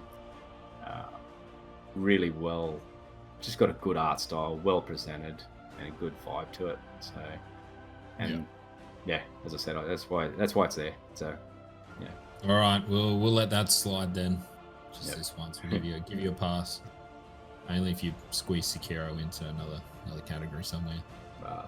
Sure. I can fit it in. Static, can you keep us going, mate? With RPG of 2019. Fuck no, I got nothing. That's what I thought. And moving on swiftly. Look, I mean, as far as games go, I'm not right into RPGs. More RPG light sort of stuff. You look at Ghost Recon Breakpoint. You look at Destiny. You look at Borderlands 3. Yep. They're probably the closest to an RPG I'll play. So out of those, I'd say probably Borderlands 3. Yeah, that's fair. Borderlands 3 is classified as an RPG for sure. So, and then Breakpoint would come in next. Just with the amount of playability now that they have, or like interchangeability, I should say, with their perks and weapons and things like that. The way they've because now they've sort of moved that into the Division style sort of play, yeah. which works against the game itself, but works really well for this particular category. This segment, yeah. It fits in here and fucks the game. Yeah, that's right. Yeah. No, well, when it came into raid time, you know, like we'll move and perch around. All right, this is going to do this. This is going to do this, and you could see how well it was actually working for what you wanted it to. So playing with the build of the character became something. Once they implemented that raid, up until then, it hardly mattered. Yeah. So, but yeah, I'd have to say Borderlands 3 top spot. No. Yeah. Actually, I totally forgot about Borderlands. Same. Well, we'll put Borderlands back in for Persona. How about that? Yeah. Right. Still go play Persona. It's good. All right, you win. Gets a runner up. Forgiven. Mine number 1 is Greedfall. Best RPG for me. Yeah. Easy. From Spider Studios, a double A studio, so this is not a triple A game. It is just super well done. It's set in what's the best way to explain it? It's more like pirate, medieval-ish fantasy. That's where that's the setting it's aiming for. So you're on a new island. You've got it's typical like party combat. So you select your party of characters, your companions. Think Dragon Age Inquisition style, and more refined than Assassin's Creed combat-wise. That's how it works. So you've got magic, you've got range, you've got guns, you've got all types of stuff that you can use. And the combat, it's not super fast and fluid, but it's not turn-based, if that makes sense. So it's kind of that in between space. So it's more tactical, but it's not about your reflexes and how fast you can dodge. But it's about being able to look at the battlefield, who you're fighting against, and direct your team, properly to take them out. But it's got a kick-ass story. The story is like really well done. The side quests are probably the best side quests I've played in a very long time, maybe since The Witcher 3. Just where they lead to, awesome. You think it's nothing. You think it's a standard fetch quest. It's just a question mark on the map. Kind of your standard RPG thing. You go to it thinking that I've got to go rescue old love's cat from the tree, bring it back down and give it to the old lady, and it turns out there's a hell of a lot to it and ties into the main stories, and really well done. Lots of them too, and just good customization.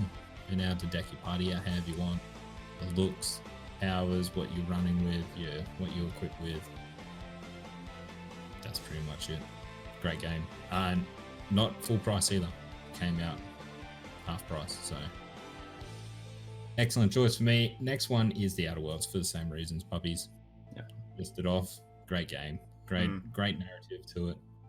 I almost put Greedfall as a second, but I haven't played it, and with RPGs, it's something you've really got to experience to understand them properly. So we would have been pretty well in the same boat there, I think. Yeah, no, exactly. So when I went to The Outer Worlds, it is a really good game. It is, but I do want them. I hope they get a big budget from Microsoft and bring The Outer Worlds 2, which is definitely coming, and really just amp it up a hell of a lot more, because then it could be one of the best RPGs going around. Shooter RPGs. Yeah. Can easily see it taking taking Fallout's position as the number one in that space, as it were. What Fallout used to be. What Fallout used to be, exactly. Moving on to our next category is best music, inclusive of score, original songs, or your licensed soundtrack. So, guys, music has been a big thing in gaming, especially these last few years. I don't know why, but a lot of developers are focusing on it now. What is yours, Puppies? What have you got for us? Devil May Cry 5 for my top pick. Good choice. Fucking phenomenal soundtrack. The way into, I mean, this is something we discussed again with the combat. It ties so nicely in with the combat where, you know, the more intense things get, the better you get, the more intense the music, and it just works so well, and it just suits the game. And it, like, just to listen to it by itself is fucking awesome. Yeah. The very, very simple reasons there, but they did a really, really good job of that. My second pick is Katana Zero. I have heard ridiculously good things about this game. Same. I haven't played this game, but I have it. I've watched some gameplay, and from that, I now have its soundtrack in my playlist. Yeah, it's in your spot. It made it. It's in my Spotify playlist. It's just like it's really it's a very kind of, it's just a really nice vibe of sound, and I've seen the way it integrates with the moments in the story and what's going on in the game, and it just works really, really well. Yeah. But yeah, that's my number 2. Cool. Dan, what have you got for us? All right, I've only got the one, but it's the Death Stranding soundtrack. Same deal.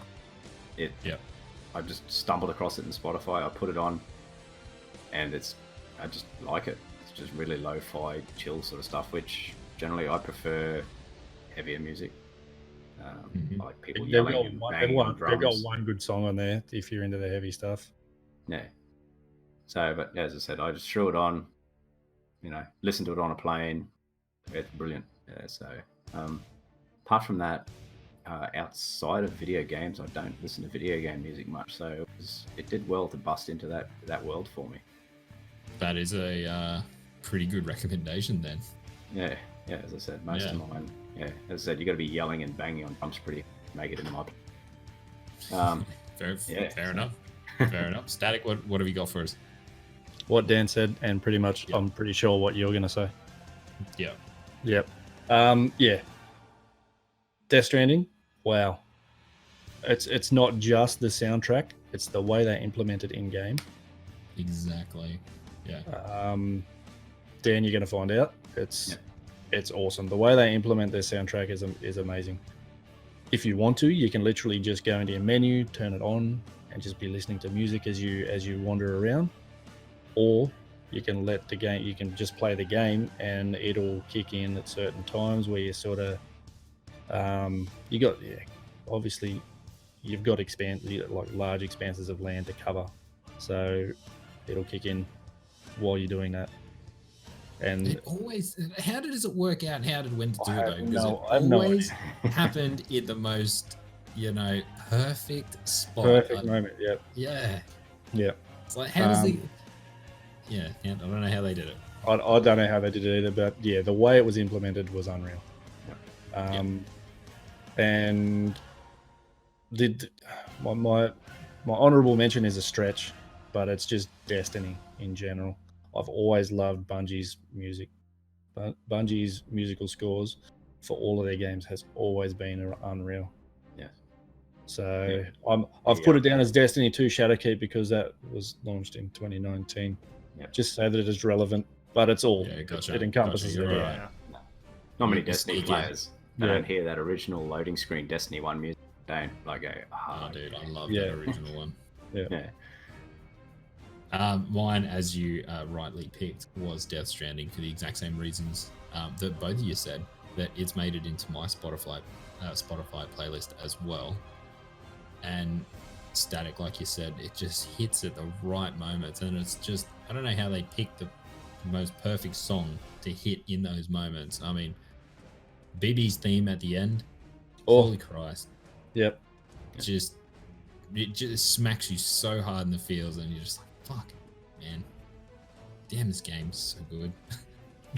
But the music, very, very well done. My second runner-up, Days Gone. I think Days Gone. Very similar, not as strong as Death Stranding, but did have some really good licensed music in there from some artists, and that was, again, used in the same essence as Death Stranding. It was played in critical, more handcrafted moments, but just, again, really well done. There's a transition scene in Days Gone with you and your mate after you've gone through something in the game, and you're bringing him back on your bike, and it's just you on the highway, and they pretty much mute everything else, and they play this one really pretty powerful acoustic song that ties into the theme of the world really well, and it's just really well done.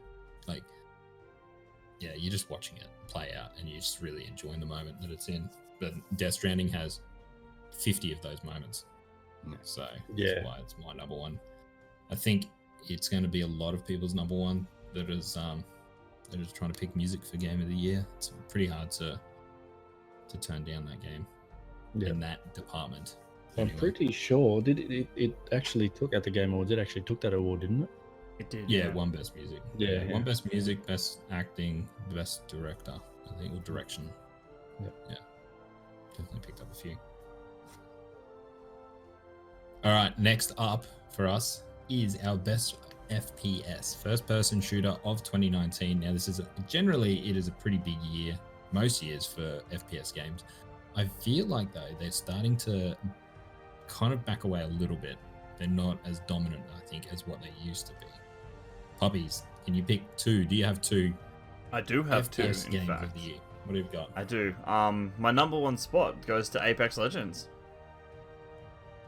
Again, this is like, I know this isn't Titanfall 3, and I can see Static dying in the background there. But every time it gets said.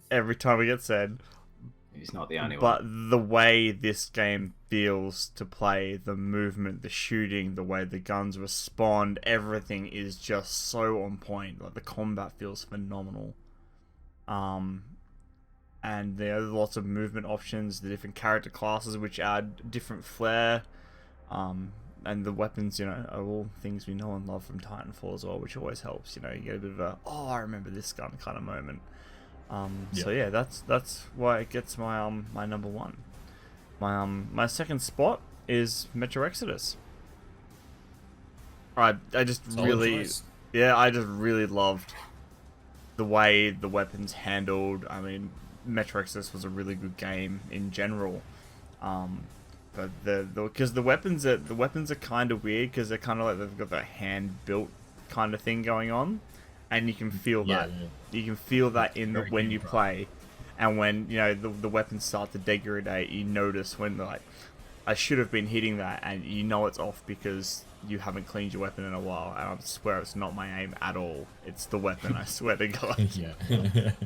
But again, the way you can alter the weapons as well, because you can take a basic stock and turn it into practically anything you want. There's a lot of customization. There is, yeah. But yeah, they're my two shooters this year. Cool. Dan, what have you got for us this year, mate? All right. I actually don't play many first-person shooters, so number one, Destiny 2. For a first-person shooter to drag me, make me spend hundreds of hours playing it, it's got to have something there. There's a few RPG elements and everything else, but it just feels nice to play. I just like the movement. The gunplay in that game is second to none. Yeah. It is amazing. It really is, Always has been. Yep. So, as I said, I'm not a first-person shooter player. I can't stand most of them, but it's one that from day when I picked it up, I just enjoyed playing it. It just felt good. So, yeah, like Static said, it is one of the best gameplay-wise of how it feels to hold in your hand and play it. One of the best there is. Number two, Borderlands 3. It should have got number one this year, but I just played it too safe. Mm. Yeah, they got a gazillion guns. They're all fun. They got characters. They got builds. It just too safe. There just wasn't enough risk taken when we built that game, so it sits in the number 2. That's all right. Yeah, it was very Borderlands 2.5, wasn't it? Yes. Yeah. Yep. Static. All right. Number 1 spot goes to Apex. Puppies, you son of a bitch. For all the same reasons Puppy said. Yeah, and everything we've already said about it. You know what I mean? Like, as far as the gunplay, the movement, everything's really tight. The character classes, the way you can sort of manipulate and move everything is really good. The world that they've got, what they've added to the world as they've moved on, everything about it has been really, really well done. Number 2, this was difficult for me. I wanted to say Borderlands 3, but if I was being honest with myself, it was actually Borderlands 2. So that doesn't fit. I'm gonna have to go with DLC, the Lilith DLC. Yeah, let's go with that. I'll have to go with Call of Duty Modern Warfare. Yeah. All the reasons we've said, the sound in it, the shooting, the weapons. That I can't remember what it's called, but that night vision mode, that was unreal. Man, that was a lot of fun. That was wicked. The ground war, that's 30v30 or whatever it was. That was the latest version of COD. Looks a like lot of fun. The best release in about 10 years for them. I'd say it's probably one of the best Call of Duties yet. Yeah, as I said, they've been very generic for many years. Yeah. This one here, been very solid to the point that it kind of made me want to buy it, which I've never suffered before. COD games. And I never thought I'd change my mind about Infinity Ward after Infinite Warfare because of how much of a really bad copy and paste Infinite War was from Black Ops 3, sorry. Yeah. They did get in a lot of of that. Yeah. Well, even all the esports players at the time wanted to go back to Black Ops 3 instead of playing that. Yeah. True. A lot of the big clans are like, can we please go back and just play Black Ops 3? Ooh, you know you've done something wrong when you've got your esport teams wanting to go back to previous titles. Yeah. Mine is number 1 goes to Metro Exodus. Yep. Just as someone I've played all of them in the series and I've read all the books, seeing them kind of take his vision and, you know, with the author as well, he was on board for it, and branching out and heading outside of the metro, I thought it was really cool. And just the way they tied it together with themes of seasons, so you played through each season, I thought was also really cool. And with that, you know, you got environments, different kind of settings, and, you know, and then nothing beats when you go back in to those areas though.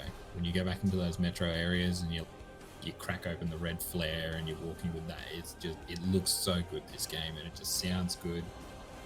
The shooting is awesome, the crafting, everything about it, I just really enjoyed. Person shooter, it worked really, really well. And my second one was Call of Duty, for the same reasons you guys just listed. Won't really go into detail of that. It's a really, really good game. Very well done. Moving on now, we're going to get into something a little different. We're going to have the best publisher of 2019. Puppies, take me through your best publisher now. Remember, a publisher is not a developer. Okay? Yes, I know. Good. I know. Yes. Okay. So, Dan, that also goes for you. You cannot put From Software down. Yeah. For Sekiro. All right. My best publisher this year is Ubisoft. We did a story here on the podcast a few months back, I think. And Ubisoft took a big loss. They basically cleared their year of games and pushed them all back, and they're all coming out next year at some point. We don't know when. They haven't announced dates to fix the games, because I think it was with Breakpoint. they'd realized that. I mean, That was a big catalyst. it was a big catalyst with it, but with the most recent games, they realized that they were making too many mistakes with these franchises that people really, really love, and they said, no, we need to make this right. We need to push it back, and they lost millions doing this. I mean, sure, they may recuperate it in the following year, maybe, but they pushed it all back, and they said, all right, we're just going to take the loss, and we're going to make this better for you guys. And so that's why they're going to get in my number 1 spot. Number 2 goes to Microsoft. What they've done in the last year, I mean, they started out the console generation kind of fairly behind, and with what they've got now with Game Pass and everything they're developing now, all the studios they've got, and lining up for what they're doing, I really like what they're doing. Project xCloud looks really good. They've got a lot of good stuff going on, looking to the future, and they're building from that. So yeah, that's my number 2. They definitely had a really solid year. They really have. Yeah. I mean, they didn't not in the same sense that Nintendo and Sony do. Where Nintendo and Sony, when you think of those two, you just think of the exclusives they've kind of put out. Whereas Microsoft are doing everything else in the background that is also very important, like Game Pass, everything you bought, everything you just said, buying the studios, Game Pass, xCloud. That's what they're doing. They're building a future. They're like building a good foundation for a solid future. So it's it is a smart pick. Dan, what do you got? All right. Well, to counterpoint pups, I'm going to go Sony as my number 1. Mate, for a publisher that backs so many exclusive brand new IPs, and as I said, I've got a personal attachment to it because I get to play them. But as I said, they've got, they've pushed out The Last of Us. There's so many titles, the God of War series over the years. Like all big business, they do have their bad points. They got their flaws, but Days Gone was another good brand new IP, exclusive Sony published title out there, where they're willing to say, okay, we'll throw it out there. We'll take a risk with a brand new IP, a brand new idea, and have a go at it. And it's pretty much what has kept PlayStation ahead in the console war over the last few years, is that approach. My number 2, and I have no connection to this publisher whatsoever, but for fairly similar reasons, is Nintendo. These guys constantly define and redefine gaming with their exclusive titles. Once again, they're not really scared to go and take a risk. They're willing to try something new. They're not really market followers. They give zero shits. They just do whatever they want. Nintendo does what Nintendo does, man. Yeah. Do you know, so who Nintendo is competing against? Yeah, Nintendo. Yeah. That's it. Yeah. So as I said, hats off for that. It works for them. Like the Switch this year is just gangbusters, and it's so as I said, once again, they're not following trends, they're not following markets, they're doing the thing and they're doing it well. So hats off. Cool. Static. Run us your 2, mate. What have you got? Number 1, Sony Interactive Entertainment. So when you look at what they've put out this year, you got Medieval, you got Concrete Genie, you've got Days Gone, you've got Death Stranding.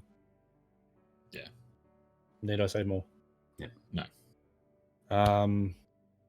Number 2, to right alongside with Pups, Ubisoft. For everything you mentioned, I hadn't even pulled that in. That wasn't even a thought when I put this down.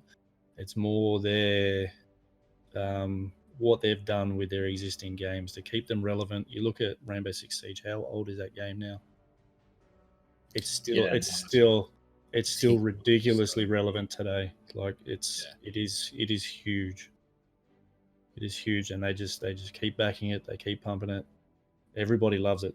I've never heard anyone apart from myself say a bad word about it.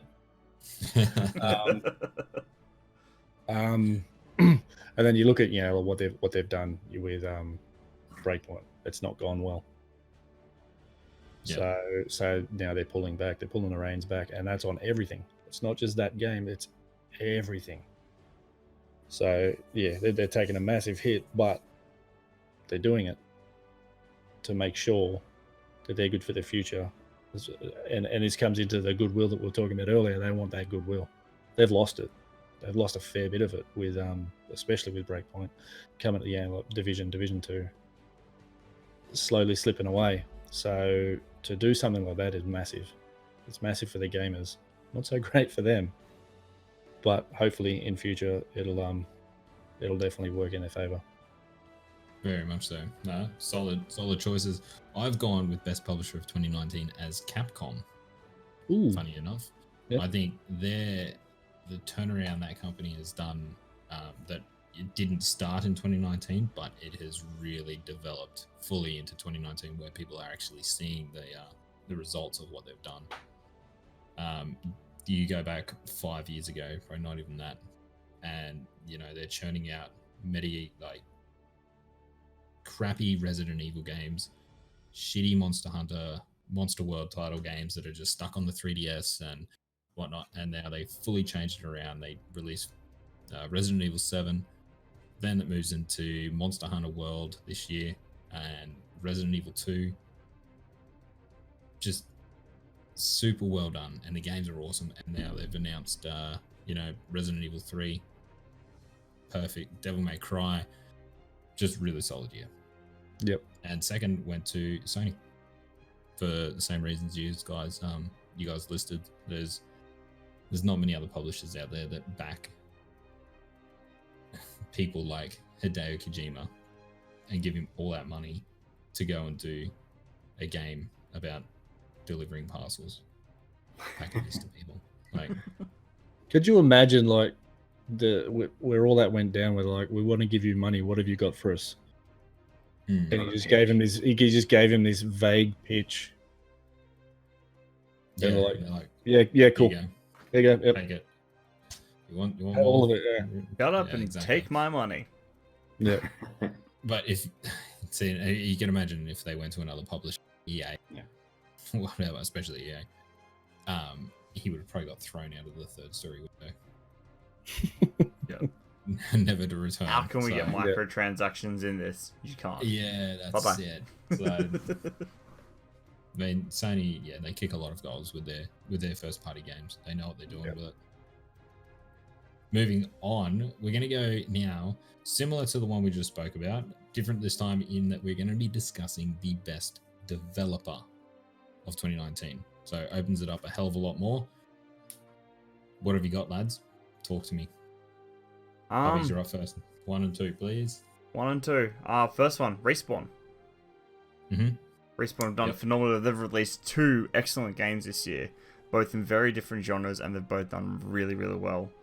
They had a bit of a rough spot with Apex, with some events that they had, that caused a bit of a stir.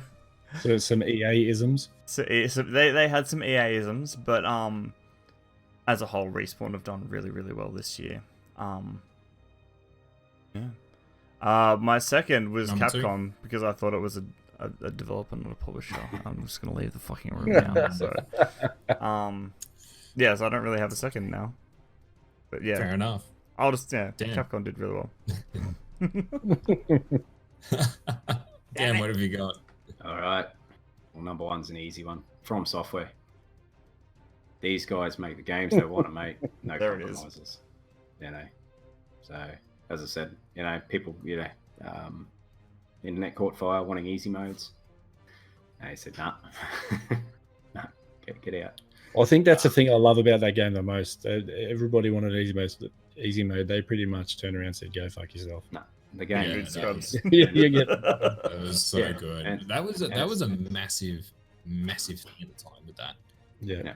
Hey, I'll make that my number 2 then. Plenty discussions. Yeah. So I'm uneducated. as I said, and once you play the game and get through it and beat it, you understand why there is no easy mode. Because the whole game is about you learning. You're learning. So if they make an easy mode, well, the point of the game, it's just like every other generic action choppy chop game. So, and they've always stood by that. They've never included an easy mode in the game. So as I said, that's them. They make the games they want to. They don't get bullied by the market, so to speak. Yep. Number 2 is actually same as Pups. I'll go with Respawn.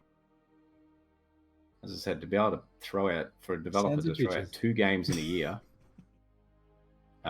is a pretty big effort to start with, and 2 games that didn't really suffer bad things. So, as I said, hats off to those guys. You know, they put it. I don't know where it was, but I do remember Vincent, the CEO of Respawn Games, stating at the start of the year, this is before Apex and all of that shit. It might have even been towards the tail end of E3 last year or whatnot. When they announced they were doing Star Wars, that they had a new Star Wars title, and everyone was freaking out about the EA fingers in the pie, and just like, oh shit, here we go. Like, and I do remember it coming out and it's like, no, they are just the money in this. They are not having a creative say in it. They've got no say, and they are really staying out of it. And no one obviously believed him at the time. It's like, yeah, whatever. You're saying what you need to say. Turns out he wasn't, and he was actually telling the truth. And EA stayed all those games. Yes. Yep. Really good. I don't think anyone was sad when Fallen was a single player experience. You know, no microtransactions, no multiplayer, no bullshit. It was just a story. Yep. Just story. Yep. All right. Is that your 2 static? What have you got? Well, Respawn, number 1. Yep. Thanks. Yep. Well, I mean, no, actually, thank you, because you've already said everything I need to say. So there's that. And I'm for number 2. I'm stretching. I'm Ninja Theory. I'm stretching. We're going Hellblade: Senua's Sacrifice. I know it wasn't 2019. We got Bleeding Edge, which I have played in 2019. Is being released. I'm so mad. I missed that because I was delayed at work. I missed the alpha too. I missed that too. I've played it at PAX. I love the aesthetic of that game. I love the way it works. I love everything about it. It just looks so cool. It's really fun to play. It out hero shooted Overwatch, in my opinion. Wow. Which is a big thing. And then when they drop Hellblade 2 on us, they dropped that on us in 2019. So yes, there's my stretch. All right. All right. Yeah. Okay. And I played Hellblade in 2019, so that's my stretch. Yeah. Fair enough. Mine is, I bet you none of you would have guessed what my first party developer studio would be. Have a guess. Go on. That's EA. what I thought. Yeah. Publisher, man. Sorry, EA. No, I know.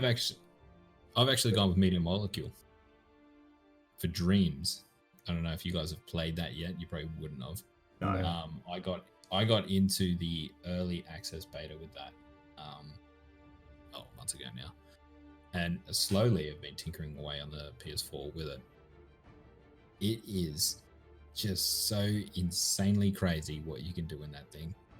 I'm nowhere near talented enough to do what it is capable of doing, but if any of you've seen at the Game Awards and the PlayStation State of Play, that was just aired recently, they showed off a hell of a lot of what some people have done in it. And it's just insane what you can do.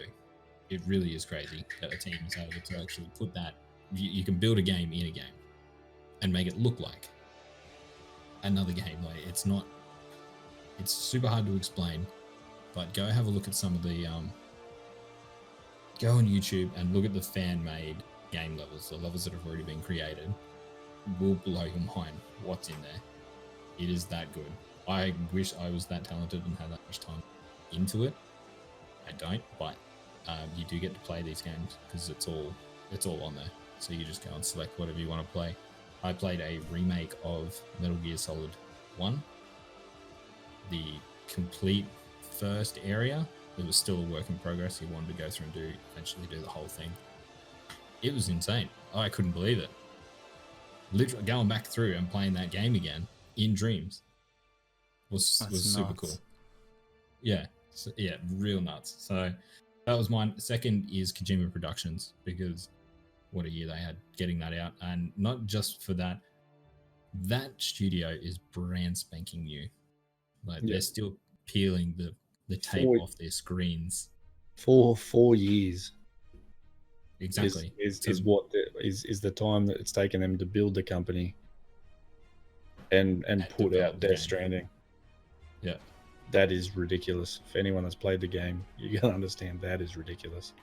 It is actually insane. Yeah. From Kojima tweeted out the other day, because it was the anniversary, something, the 4 years or something. Yeah. He sent a photo of where they first started, and it's like in a crib hut, just with 2 little plastic desks and 2 plastic chairs and a laptop, 2 laptops. And there you guys. This is where it all came from. Yeah, really, really cool that they were able to actually pull something like that off. I kind of wanted to put them in there, but I didn't want to just be Death Stranding everything. You know what I mean? So. Yeah. It's hard not to. It is. It's very hard not to. It is hard not to, but it is what it is. Right, we're going to move into... So when I was doing this list, I didn't want to focus on too many negative things. I didn't want this list to turn into bashing games and bashing developers and stuff like that. No. So I only picked one of these, and it's a bit of a tamer one, but I want your most disappointing game of 2019. Now, this does not necessarily mean it's the worst game of 2019. It's one that you were personally hyped up for whatever reason, and you got let down severely. Puppies, have you got 2? Let me tell you the tale of Anthem. Boy. Let's not. Here, son, and I'll tell you the tale. I have a bit of a history with Anthem. Anthem is the game that initially sparked me into content creation, full stop. I saw the game and said, holy shit, I want to stream this. This looks like a lot of fun. I was deeply involved with the community. I was in, like, head, shoulders, the rest of my fucking house in. I was deep. And it came out, and I tried so hard. I tried really hard, but after you hit the end of that content, it was just, there was nothing. And it was fucking devastating. Like, it broke my heart. Yeah. I don't think I've ever been let down as hard by a game as I have by Anthem ever. Like, it was brutal, man. I was just like, holy fucking shit. But you know, it's got me places. You know, I'm here with you guys. What's your most disappointing part of it? I just think I think it was the loot was not even average. It was pretty crappy. No. At the worst and for a looter shooter, it was terrible. Small shoot. Yeah. I mean, don't get me wrong, like the gameplay, the flying, the shooting, it all felt great, you know. But that was about as far as that game went. There was no content. I mean, once you got through the campaign, like, I took my time with it, trying to kind of space it out and really enjoy it. But you get to a point, it's like, well, what the fuck do I do now? And I mean, I know they've added stuff. I haven't been back. I don't think, even, I know they're speaking of doing Anthem 2.0. I don't think I'll be back. I don't think I can even pick up the game again. It burnt me that bad. I can't do it. It fucking destroyed me. So yeah, that is my most disappointing game for this year. My second is Crackdown 3. Oh, yeah. There was so many years of delays, and it looked really good. I fucking love Terry Crews. He's great. And it all looked really good and really fun, and it just fell totally flat. Did they try and rest that all on a Terry Crews gimmick at all, or? I saw you playing it. What I saw seemed like you were really enjoying it. So this actually really surprised me to hear it. Yeah, don't get me wrong. So like, it was one of those games that I was having fun with the people I was playing it with. No, not really. I think I played with a friend of mine, and you know, us mucking around with stupid weapons was fun. But that's about as far as it went. Like, it had Yeah. small moments where you're like, this is really cool, but the rest of it, the mission structure, just everything just kind of fell flat for a game that had been going for going in development, which I mean we should have seen coming for so long. Yeah. It just How long was this thing cooking for? 6 years? 6 years or something, and it was Yeah. delayed, and then it'd be delayed and then not spoken about, you know, and then they bring it back up. Oh yes, and then it just came out. I didn't even finish it. I didn't even finish the story. It just the way everything worked just did not.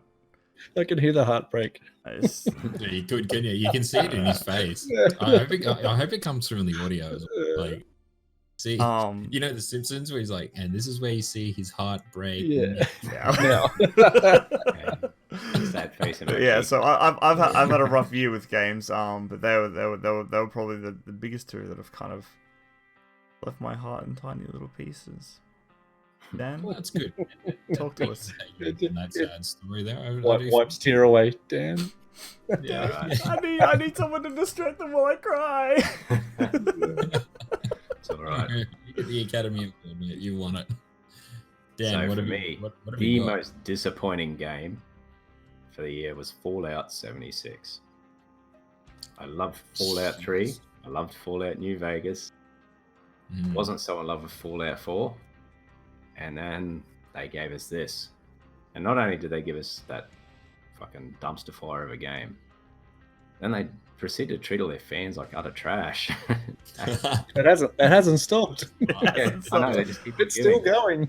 Yeah. See So, like, and I'm not talking about the average person that's going to buy the game. I'm talking about, you know, the most hardcore fans that went and spent $400-500 on the limited edition fucking first day bullshit things, and they just treated them like garbage, and they still are. You know, like, they just released that subscription model, which is once again just absolutely Pay more bullshit. money for a game you've paid money for.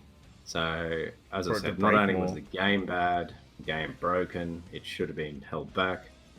Then they proceeded to treat their fan base like utter garbage, which, yeah, as I said, they've kind of lost me. They can bring out Fallout 5 and let's say, yeah, you can stay on the shelf now because you've lost me. Dude, it wasn't a good year for Bethesda, was it? No, it's still not. They're still having It's issues. still not. No, I think they feel did a patch not long Bethesda ago. haven't had a few, their few years, man, have not been their best. Yeah, they've kind of slid a bit. Because Like, they it's used to the be year like, that, like, everyone's favorite. Like Bethesda were the good guys, and yeah. Well, you How handled quickly the that bugs and turned. bullshit the games because, you know, it was cool. Yeah, you're talking about What's your, whales in the sky in a Kojima game. Well, you know, Skyrim used to have mammoths and giants in the sky. You know, it was just part of the it's supposed gimmick. to be, though. You had no idea why they're up there and hope they didn't fall down.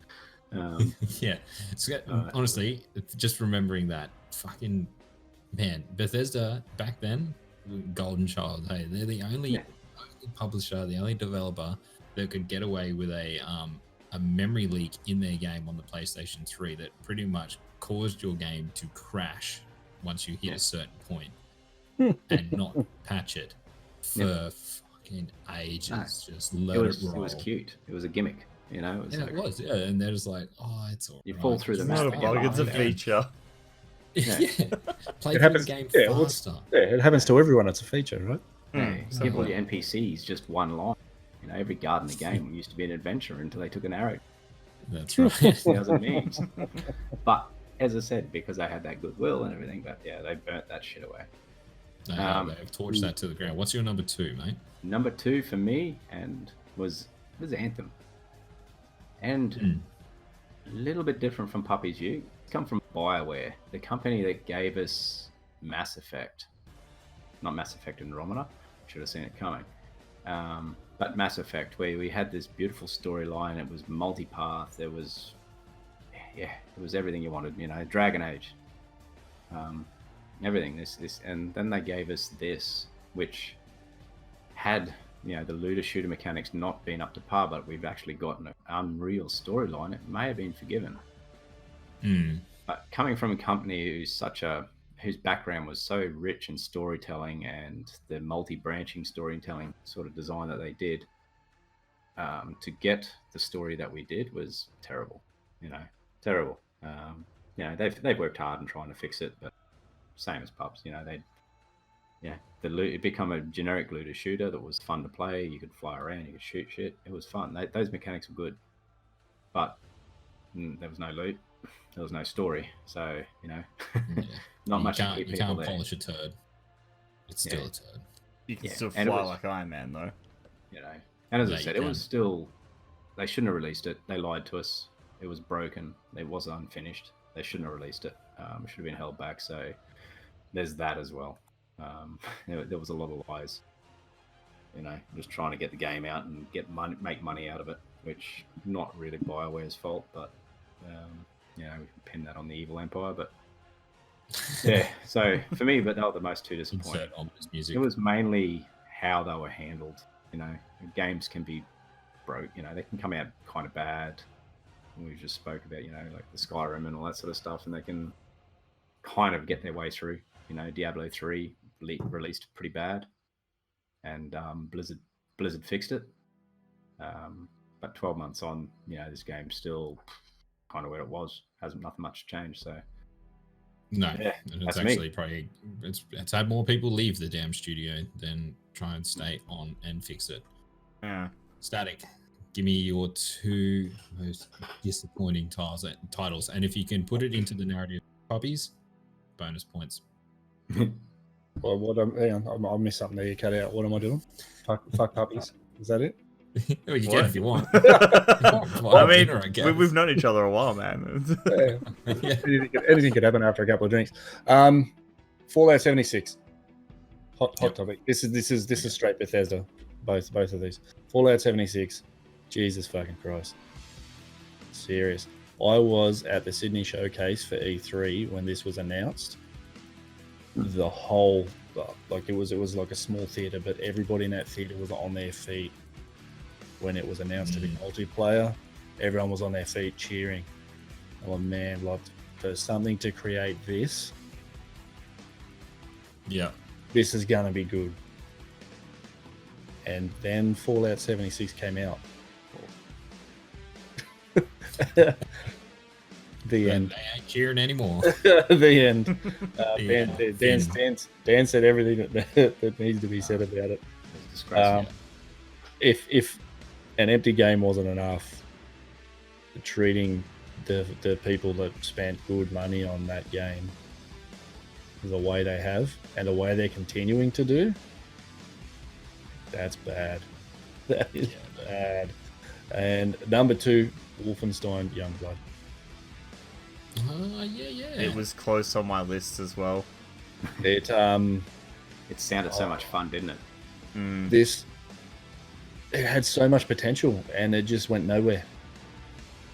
To actually look at the gameplay in the game, it looks unreal. It looks like it would be you moving around, jumping and trying to climb up this ledge and shooting and whatever else. It looks like the whole thing has been like first person motion cap. But there's nothing else in it. They push you through the same areas to complete missions just over and over again. It's essentially the same mission. Just over and over again. The multiplayer doesn't work real well. It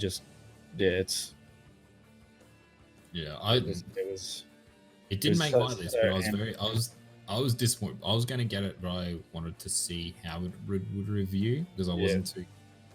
I was like, I didn't really like the direction they were going with it, and then it only took two reviews before I was like, okay, I'm not. Yeah. And when you see like it followed up the new Colossus, which was a fucking amazing game. That it was. It was done so well. To then, like, you didn't even know what you were doing in the game. You didn't know why you were there. Yeah, they had this ruse, but it didn't pan out. It didn't work. The story didn't work on itself. Like it was very odd. It was very odd. And I'm very unfortunate. I'm pretty sure it came out at half price. It really wasn't even half a game. Yeah. Yep. Mine, my number one is actually The Sinking City. I remember how psyched you were for that too. Dude, Yeah, you were. So keen for it. It looked. Now, this is That not almost- a shot. that- This is not that a al- shot at Hellblade 2 and what we just saw, because Hellblade 2 is better. But pre-rendered cutscenes, man. Get you every time. I get you I every get you time. every fucking time. I can show you the pre-rendered. You go watch. You YouTube the trailer, the pre-rendered one they put out, and tell me you're not like go. Well, okay, that looks pretty cool. I almost had that up in what was it, artistic design, because I love the art style of it. I would have reached through Discord and slapped you. It was almost in there. Whoosh. No, it's it was I was really looking forward to the Lovecraft side of the lore and the world, and it's a detective game. You know, it was showing off like elements of like, you know, the Batman detective vision. You know, you've got supernatural powers to kind of help you work out what the go is. It was not going to hold your hand in regards to, there was no like waypoints or anything like that. Like, you had to work out a case and you had to work it out yourself, and you had to find out, like, you know, find the address of where you thought the killer was, open up your map, pin the address, and go to that area. But none of it worked. Like, none of it. It was just buggy. It looked shit. It didn't play good. It was just really badly paced, really badly acted. I struggled to get through it. The only reason I finished it was because I had to review it. That was it. Otherwise, I would have packed it up at halfway, and if it was a disc, I would have thrown it. Wow. That's how shit it was. It's like, this is crap. It actually got uninstalled the second I beat it, and the footage stopped recording. I uninstalled it before I even started my review. So very disappointing. Second one was Anthem, for the same reasons that you guys have all brought up. So I don't need to go into that one anymore. The only reason Anthem didn't make it for me was because who doesn't want to fly around like Iron Man? Yeah, exactly. You know what I mean? Like, you could do that for a while at least, looking at really pretty scenery, flying around like Iron Man. Yeah, definitely. Yeah. Rightio. So I did do it. moving in to our last, we got two more to go. Nearly there. I want to just static. I just want to get yours right now. Our next one is our most anticipated title of 2020. But before we get into that and the game of the year, can you give us your best racing game of the year? Because I know we've got a few people who really enjoy racing games. My best racing game So this year. give us your two. I'm gonna go with Dirt Rally 2.0. I'm gonna give you two, and for good reason. Dirt Rally 2.0, more simulator. For your serious racer, likes rally, you can't go past it. It's one of the best games they've ever put out. For more of your arcade racing, I want to go with Grid.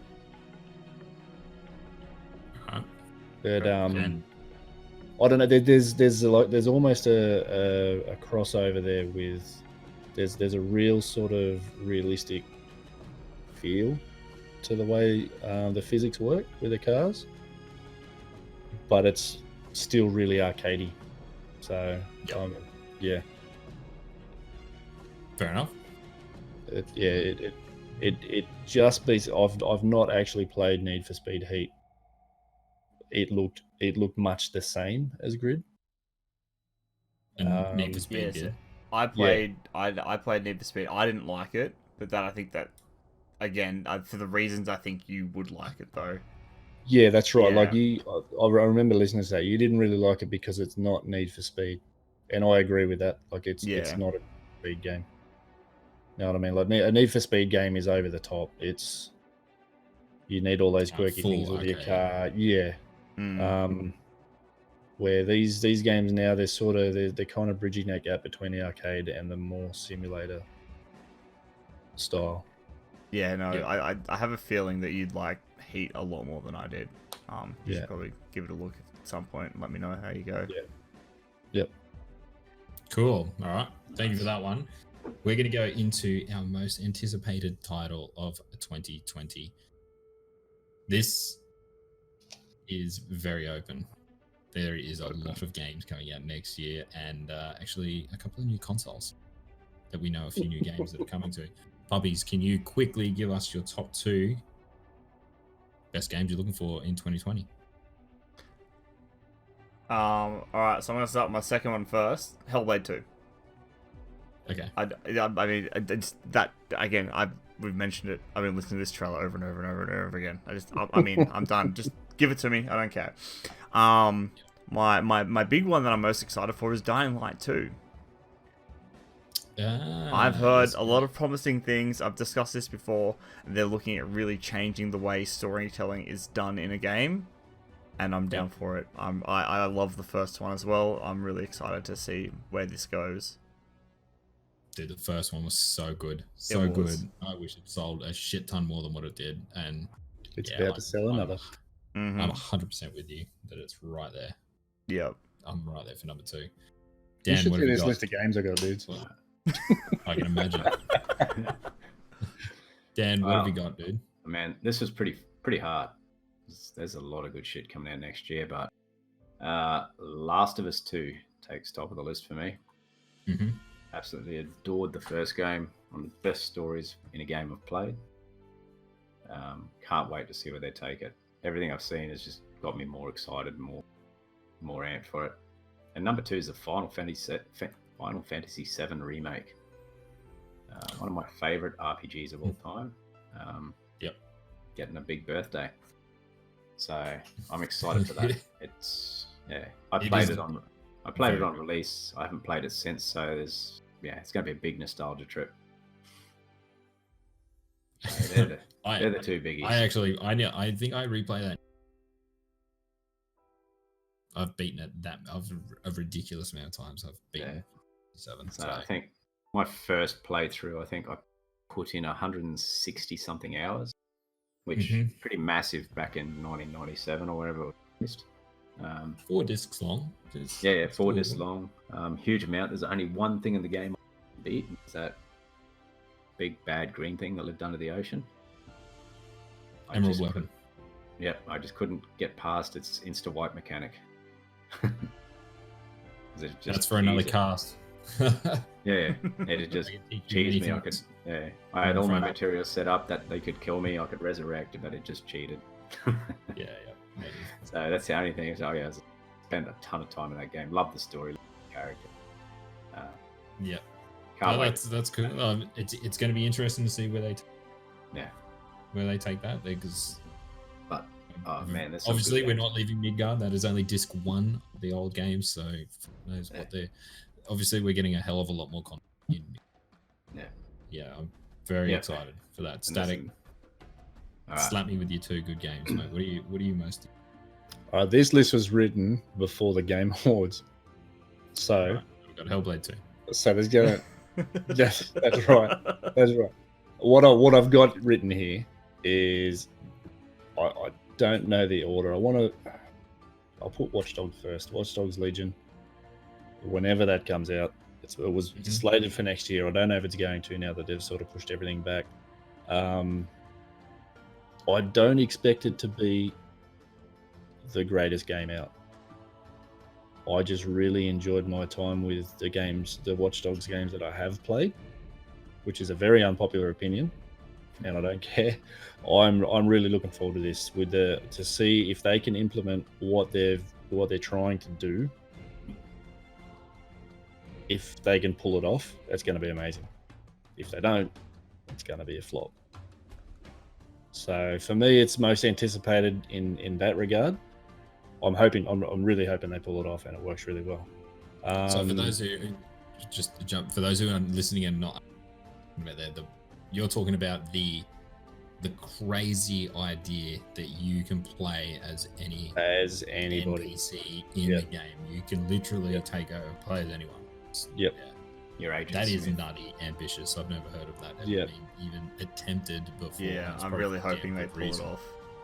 It'll be amazing. Good luck to pulling it off. It has been one of the titles delayed, though, hasn't it? It has. Yeah. Yeah. So.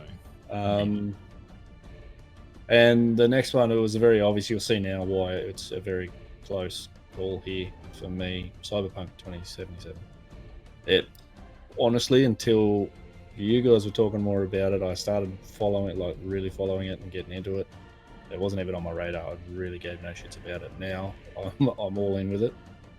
I'm hoping it's really good. I still stand by my statement that Death Stranding was going to do better than this game, but it's up there. and now that the Game Awards has happened, Hellblade 2 beats them both. Fair enough. Fair enough. My two are, number one is The Last of Us 2, for the same reasons that as Dan has brought up. The first one was such a powerful damn game.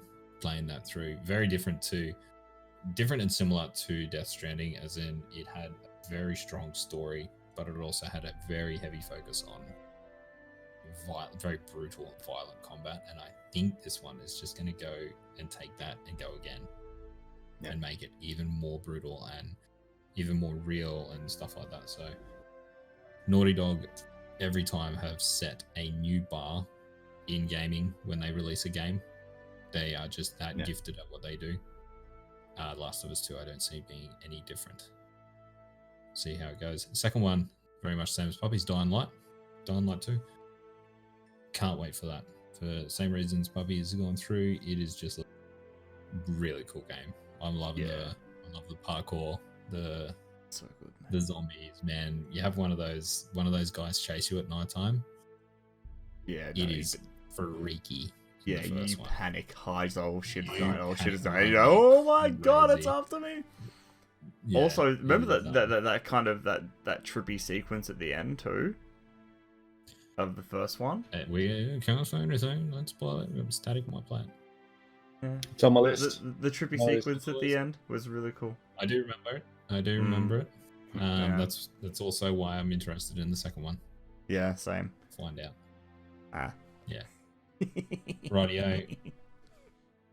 Gentlemen, it is that time of the evening. It's been a bit of a long haul. Finally here.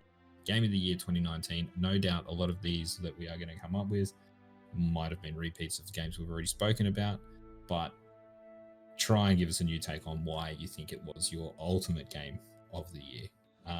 For this one, I've asked everyone to pick 5 games, and we're going to work backwards, starting from number 5 and getting to 1. So we're going to go around again, countdown all the way to our number 1 game of the year, 2019. Puppies, can you kick us off, please? What was your number 5? My number 5 was Outer Worlds. Yep. Can see Again, that. it's kind of hard to not have this there. I had a really good time. It's an excellent RPG. I could have done more, which is why it's lower down on my list. Again, picking game of the year for me this year was a lot of how much fun I had with the game and what I did in it, and my experience with that. And Outer Worlds was good. It was fun. I can see replayability being a big thing. I've seen the different endings. I mean, I didn't get as many companions as you did when you did your playthrough. I only got 3. I'd missed some missions here and there, and I'm kind of keen at some point to go back and just kind of experience those a little later on down the track when I've forgotten that everything happened. Because otherwise, I did it. I got them all because I did it on supernova difficulty and set my own challenge of keeping them alive. The stupid dumb fucks. They don't stay alive either. Come off and get shot and got to restart. Yeah, a solid game, not without some faults. But yeah, that's why it's my number 5. Cool. Dan, talk us through. Is your number 5? Well, I'm boring. I don't have a number 5. I've only got 3. Okay. Well, So- we're gonna Well, skip that you was then. that was quick. Yeah. That was Okay. quick. That was easy. Static. What have you got, mate? Meathead Bro Shooter, Gears 5. Meathead Bro Shooter Gears 5. All right. Yeah. Nice. I can see Yeah. that. Because who doesn't want to just squash bugs and shit? Fuck yeah. Tank people in half. Hells yeah. It is a very game. It doesn't try to do anything spectacular. Nah. Different. It is like, right, we're gonna strap a chainsaw to a gun, and you can go stab and shoot someone with it. Yeah. Every time I think of this game, Puppy's maniacal laughter goes through my mind. We had an esports moment. Yeah, we had a night. It was unreal. Puppies was like the most toxic motherfucker I've ever seen in a shooter. Everybody but us two were raging, I'm sure of it. It was amazing. Awesome. So good. I have gone with my number 5 is Anno 1800. Ooh, Nice, yeah. You guys might have heard of, strategy games. So I can see why that's there. Yeah, man, I love strategy games. Fortunately, I don't get enough time to play them as like I used to. But this came out, I seen it at the start. I didn't really hear a great deal about it leading up to it. It was one of those titles that I think I seen Ubisoft talk about it on their Twitter on the day of release, and I was like, oh, okay, I'm gonna have a quick look. Checked out a quick review. It only took 5 minutes, and I was in. Like literally bought it that day, and got sucked in. It was so well done. Great. It's a city builder, effectively, with some small military combat in it. It's not a great deal. It doesn't really focus heavily on it. It's more about trading, building up your little empire, and exploring. Sending out teams that, when you send them out, they go on their own individual little point and click adventures that you need to choose the narrative as you go through, and depending on your choices for that team, it can have good or bad outcomes, which will affect you in the end. So I enjoyed the hell out of it. Puppies, can you bring us into your number 4 game? Number 4 for me was Devil May Cry 5. Blast of that game. It's so over the top, so stupid, so crazy, and it's just so much fun. It's so cheesy too. You can't help but smile playing that game. It just, everything works. The way the music works with the combat, just perfect. Yeah. Brilliant. Except I'm bad at button mashing. So drop down a bit. You did beat it though, didn't you? Yeah, I did beat it, yeah. Dan, we're going to skip you again. We're going to go straight to Static. Static, what have you got for us? Borderlands 3. Borderlands 3, really? I didn't see that coming from you at all. That is a bit of a surprise. Yeah. No, again, we'll go with Borderlands 2.5, right? It's purely because it's just more of the same. I honestly wish the characters had worked better in 3, but when it comes down to it, it's a pretty solid game, and it's hard to deny. It is. It as much as it is the same as what it's always kind of been and played it safe, it is still a very safe choice that you're still gonna have fun. It's a solid. My number 4 was Control. I think I've had that down maybe a couple of times tonight. It was just it's just a really good game for a new IP. Don't need to say too much more about that. Go and have a look at it. Puppies, can you take us into, what do we have to do? 3. Number 3. Number 3 of the year. We're getting there. Number 3 for me was Plague Tale. Okay. Yeah. Again, the story, I mean, the gameplay was very simple, very basic. It had some very simple mechanics, but it helped convey a really, really good story and put you in a really, really good world. You know, you felt everything around. There was such an atmosphere about this game, and that's why it's my number 3. Yeah, I can see it. That came up for me a lot. Yeah. Is it? But then every time, unfortunately, that the category that I thought it might be actually applied to, Death Stranding. Yeah, that's fair. See, I haven't played Death Stranding. It's like, but it is a really good game, though. It is fantastic, yeah. Yeah, definitely. Dan, you are in on this one with your number 3, dude. What have you got? All right, so number 3, I have Borderlands 3. Yep, I've probably talked it down a bit tonight, but if you're chasing one of the best sort of looter shooter first person RPG kind of games out there, you won't go far from Borderlands 3. As I said, yeah, it executes what it does almost flawlessly. got one of the kookiest senses of humor inside a game you could ever. I think in this one they really went balls to the wall with that. Oh man, they went a bit over the top with some shit, but they didn't hold back. But yeah, as I said, we've probably talked it down a little bit because I've played everything from Borderlands 1 through. But if you were just to pick it up and play it, you'd be like, wow, this is pretty damn fucking good. What are these guys whinging about? That is true. You do bring up a point there that it might have sounded like we kind of have talked it down in some areas. It is a very solid game. They did do a very good job with it. The story is what it is, but yeah, that humor, like not many games, like everyone says, I had a laugh, and they don't really. They like might have had a slight chuckle to themselves. Yeah. Borderlands 3, you will literally at some moments. Yeah. Yeah, Ellie, she's a classic. Ellie, yeah. And just the character dialogue, they do a really good job with that. The banter between the four heroes is really like Claptrap, man. He steals the show. Yeah. Nice. All right. Borderlands 3 for you. Static. Number 3. Apex Legends. Apex Legends. Yep. Okay. For me, a lot of this is again, as I've said before, a lot of this is the time I've spent and with people I've spent that time with in those games. So, fair enough. I'm coming more from a point of, for the most part, more from a point of the fun I've had in that game and those sort of the memories that sort of stick with me from them. So Apex Legends is number 3. Again, the laughs and the good times I've had just playing that game where you've not had to care, you're just dicking around, just having fun, really enjoying the game. Are about. Yep. Fair enough. Very cool. My number 3 is Days Gone. This Nice, it was such a weird experience. I try to stay away from a lot of reviews, especially if it's a game I'm kind of looking forward to playing. And when the first reviews came out for this, it's like, oh, shit.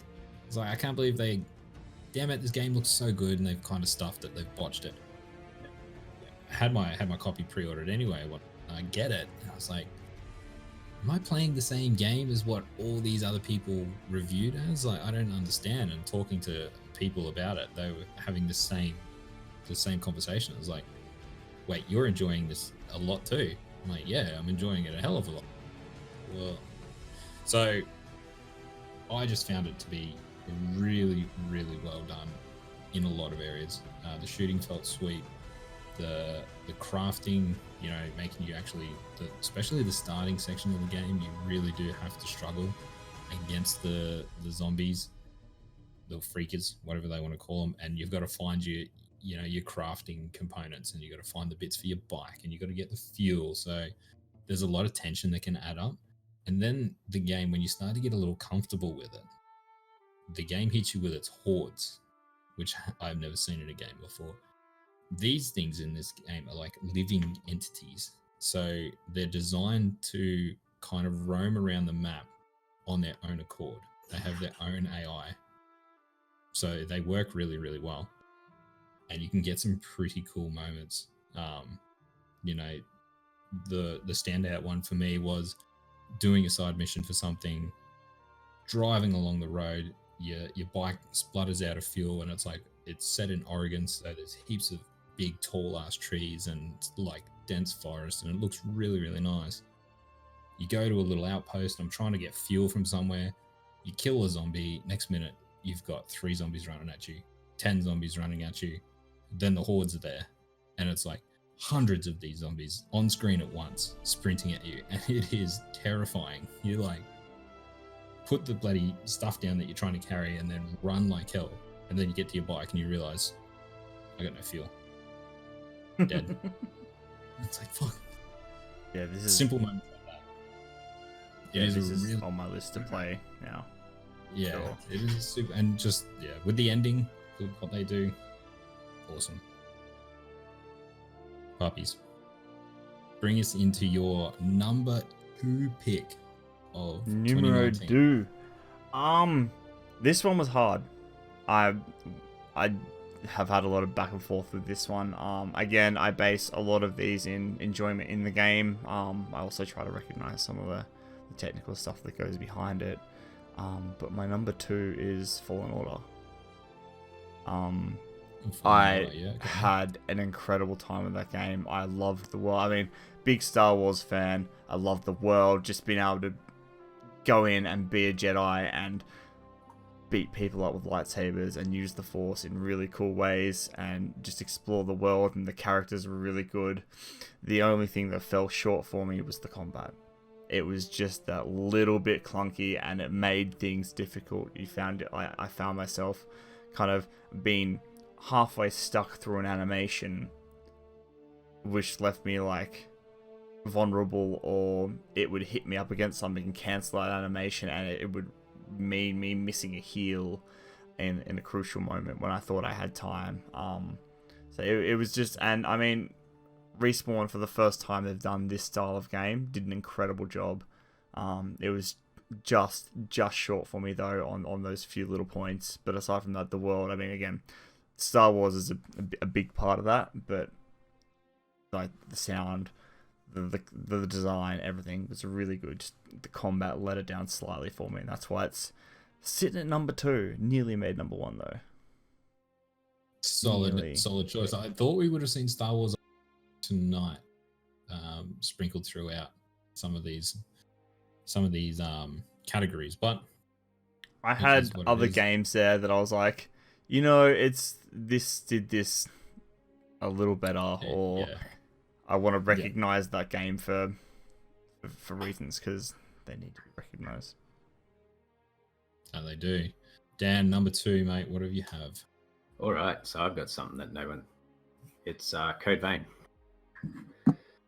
So really, Code Vein. Yes. While it's not as polished as what you'd get from a software game, it definitely scratched that itch for me, and then some. And it's unique take, and it's over the top sort of anime fighting style, it's like that. Sort of separated enough that I just didn't feel like going back and playing Bloodborne, Dark Souls again.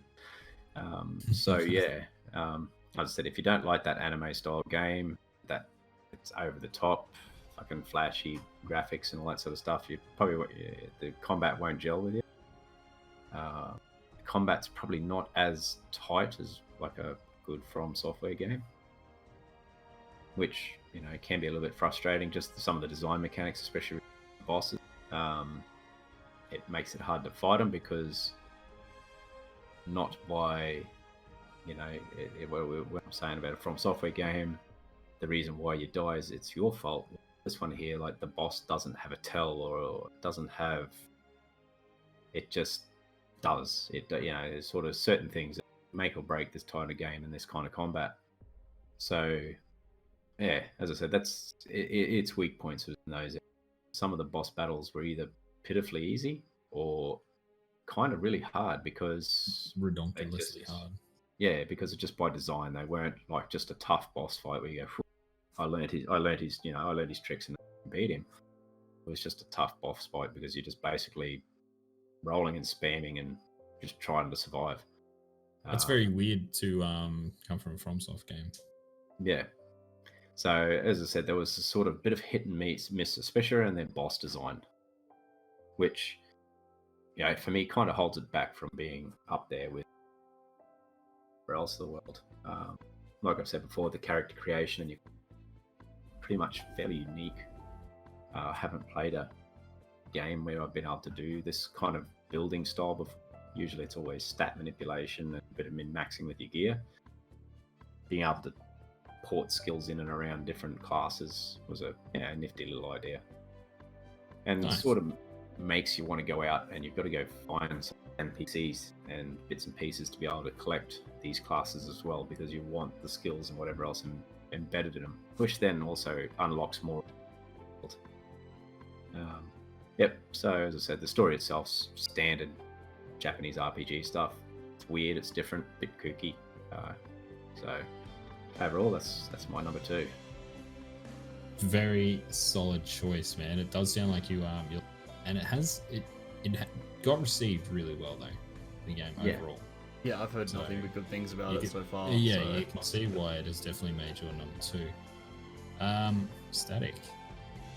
Number 2, mate. What are we Number gonna have? 2, Dirt Rally 2.0. I was wondering if you were gonna get a racing game in, right? Yeah. Okay. Yep, this one sits right up there, like any car nut, for all the reasons I mentioned earlier, especially like with the audio design. It's spot on. It's spot on to hear them, to play with the sim rig that I've got sitting behind me. It just, yeah, it's a whole nother world of game. Yep. Absolutely loved it. The physics were on point, sounds were amazing. I'm, like personally, I'm right into the older style of cars, so more old school stuff, and that rally history goes real deep with those older cars. So to sort of be able to essentially put yourself in the seat of one of those cars, feel like you're there, all the sounds are there, like everything's there but the smells, essentially. It was amazing. So what you're saying is you need one of those scratch and sniffs that you can hang off your little steering wheel. Dang there. it. Probably in not. front of the TV. Probably Yeah, not, because hang the off on the speeds you're doing and the corners you're hitting, you're probably just going to smell poo more than anything. TV. So probably not. Just don't scratch your bum then while you're playing. Yeah, that's it. All right, my number 2 is Sekiro. Again, like we've spoken about a lot tonight, it's just a fantastic game. I'm not going to go too heavily into it. I just really, really, really enjoyed it. I've got to say, from hearing you guys talk about it, I'm not a FromSoft fanboy. Dan, Grey, Puppies, you all know how much I detest Bloodborne and Dark Souls. Sekiro made my list tonight.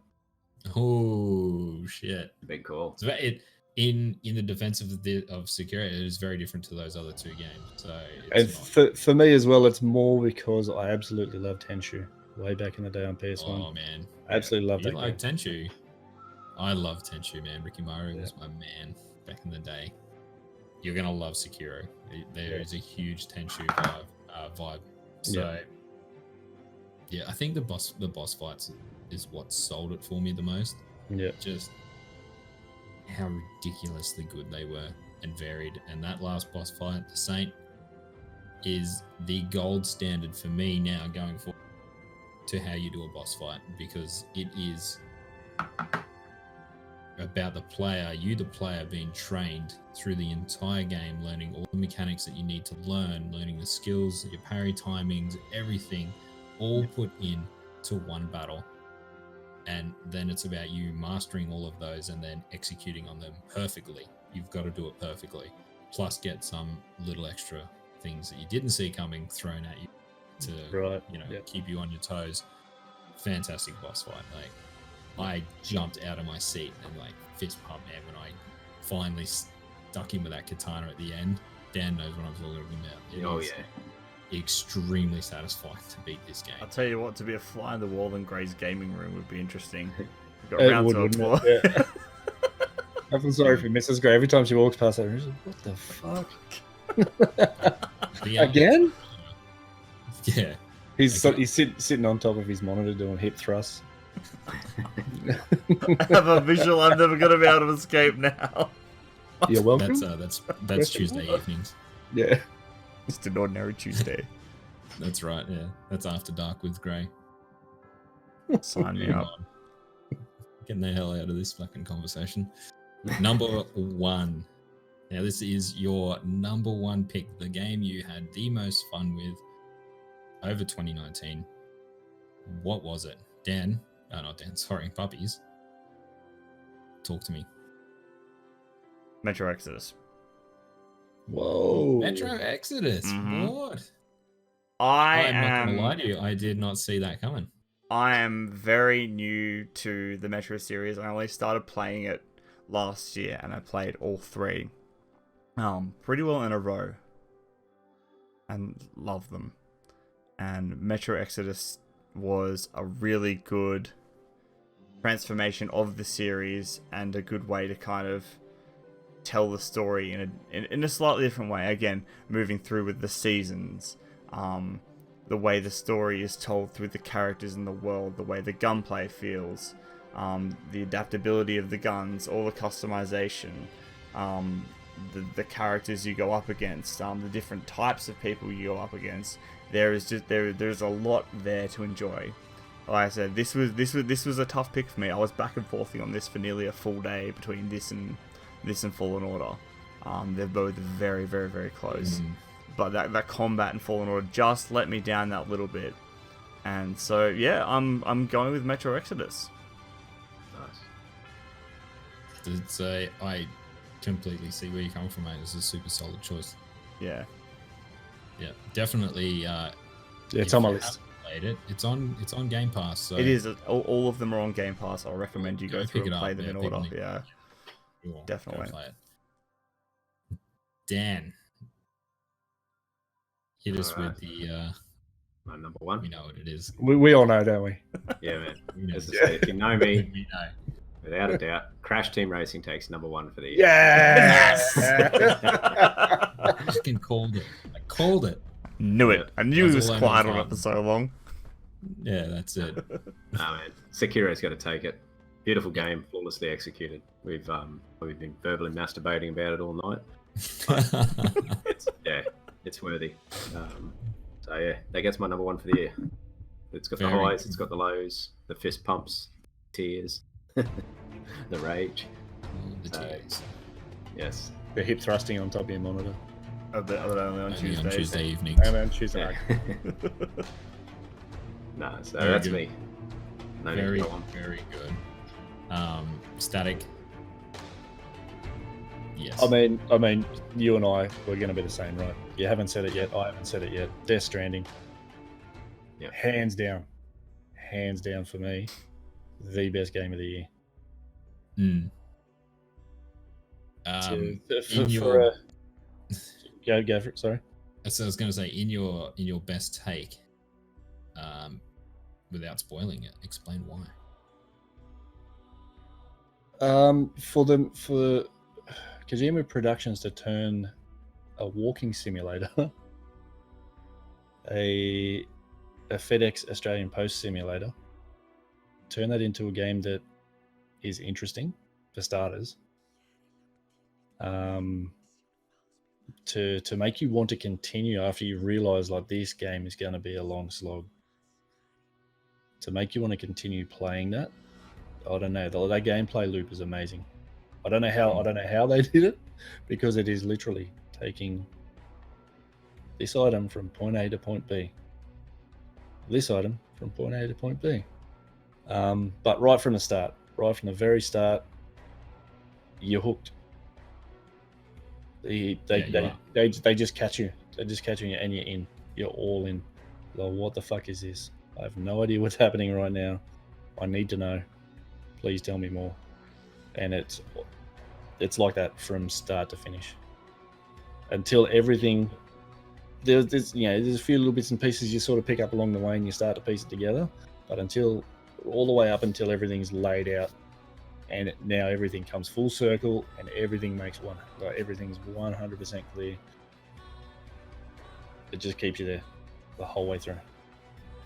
Like, there's points where you've got to travel a ridiculous amount of distance with very little, and it keeps you going.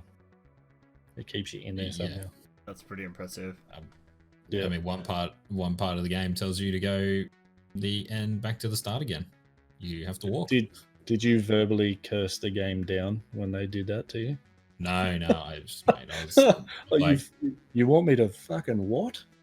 by that stage, I already had things in place to make that easy. And Yeah, not me. yeah. Oh man, I was already set with my zipline empire. Yeah. It's like Domino's delivery man, dude. I was whipping through everywhere. My number one, obviously, is it's very much Death Stranding. I love the game. I love everything about what it is, of what it stands for, and I love the direction that they're trying to take a game in. You know, something that doesn't doesn't rely on combat. You know, you can go back through nearly every game we've spoken about tonight relies on heavy combat. Well, yeah, three of my top 5 are combat. Yeah. Combat heavy. Yeah, outside of car ones, everything is combat focused. It's all about, you know, inflicting pain on someone and, you know, violence on someone, whether it's stylized or it's realistic in Gears or whatever.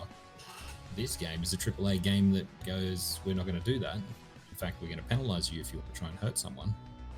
And the game is focused around handing parcels, like delivering parcels. And it's so good. It's like you said, it's ridiculous. It's too hard to talk about without spoiling it. You can't show it off without people kind of getting bored watching it, because it's not a game you watch, it's a game you need to play. 100%. Yeah. And that is it. That's all there is to it. And for Kojima to have this floating in his head and to give that pitch to Sony and go, okay, here's the money, here's your team, and there's no marketing, there's no business involved, there's nothing. It is just his vision to make a game.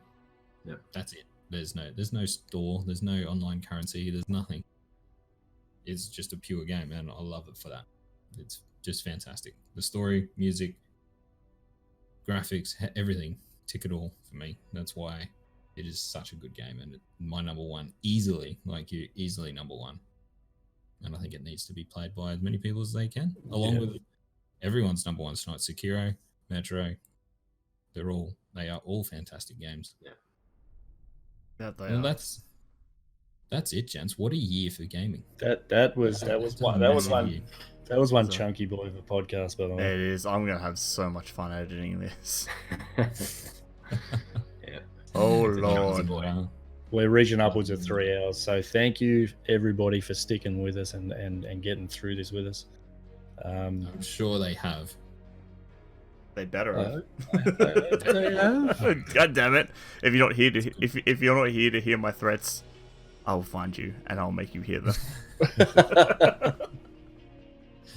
Well, that is it. We are going to wrap it up because it's exceptionally long. But if you are listening still, tweet at us, get in touch with us, get in the Discord. Tell us what your game of the year is of 2019, calendar 2019. Not something that came out last year and that you played this year. Let us know what you think your game of the year is. Guys, any last words? Puppies? Yeah. It's been a hell of a year for games and the cast in general. It's been a lot of change, a lot of ups, a few little downs. But thank you for sticking with us so far, and we look forward to entertaining you week by week through the new year. And again, Dan, Selig, thank you for starting all this and sending us on this wild ride of podcasting. It wouldn't have happened without it. Was all the ruse. It was all the ruse just to get you two talking. It wouldn't have. Like, how can we screw these two over? It's a part of my grand scheme. But yeah, you guys started all this, and as much as you won't be as much of a part of it as we would like you to be going forward, Grey and I are going to do our best to do you guys proud and do the best we can and have a bit of fun along the way. Certainly. Well, thank you, gents, for joining us this evening. I know it has been late, but it is great to hear. It is great to hear your input on all of it. That is going to be it for us for 2019. I hope everyone has a great night or day. Wherever you're listening to this, we'll see you next year. Bye. See you. Bye.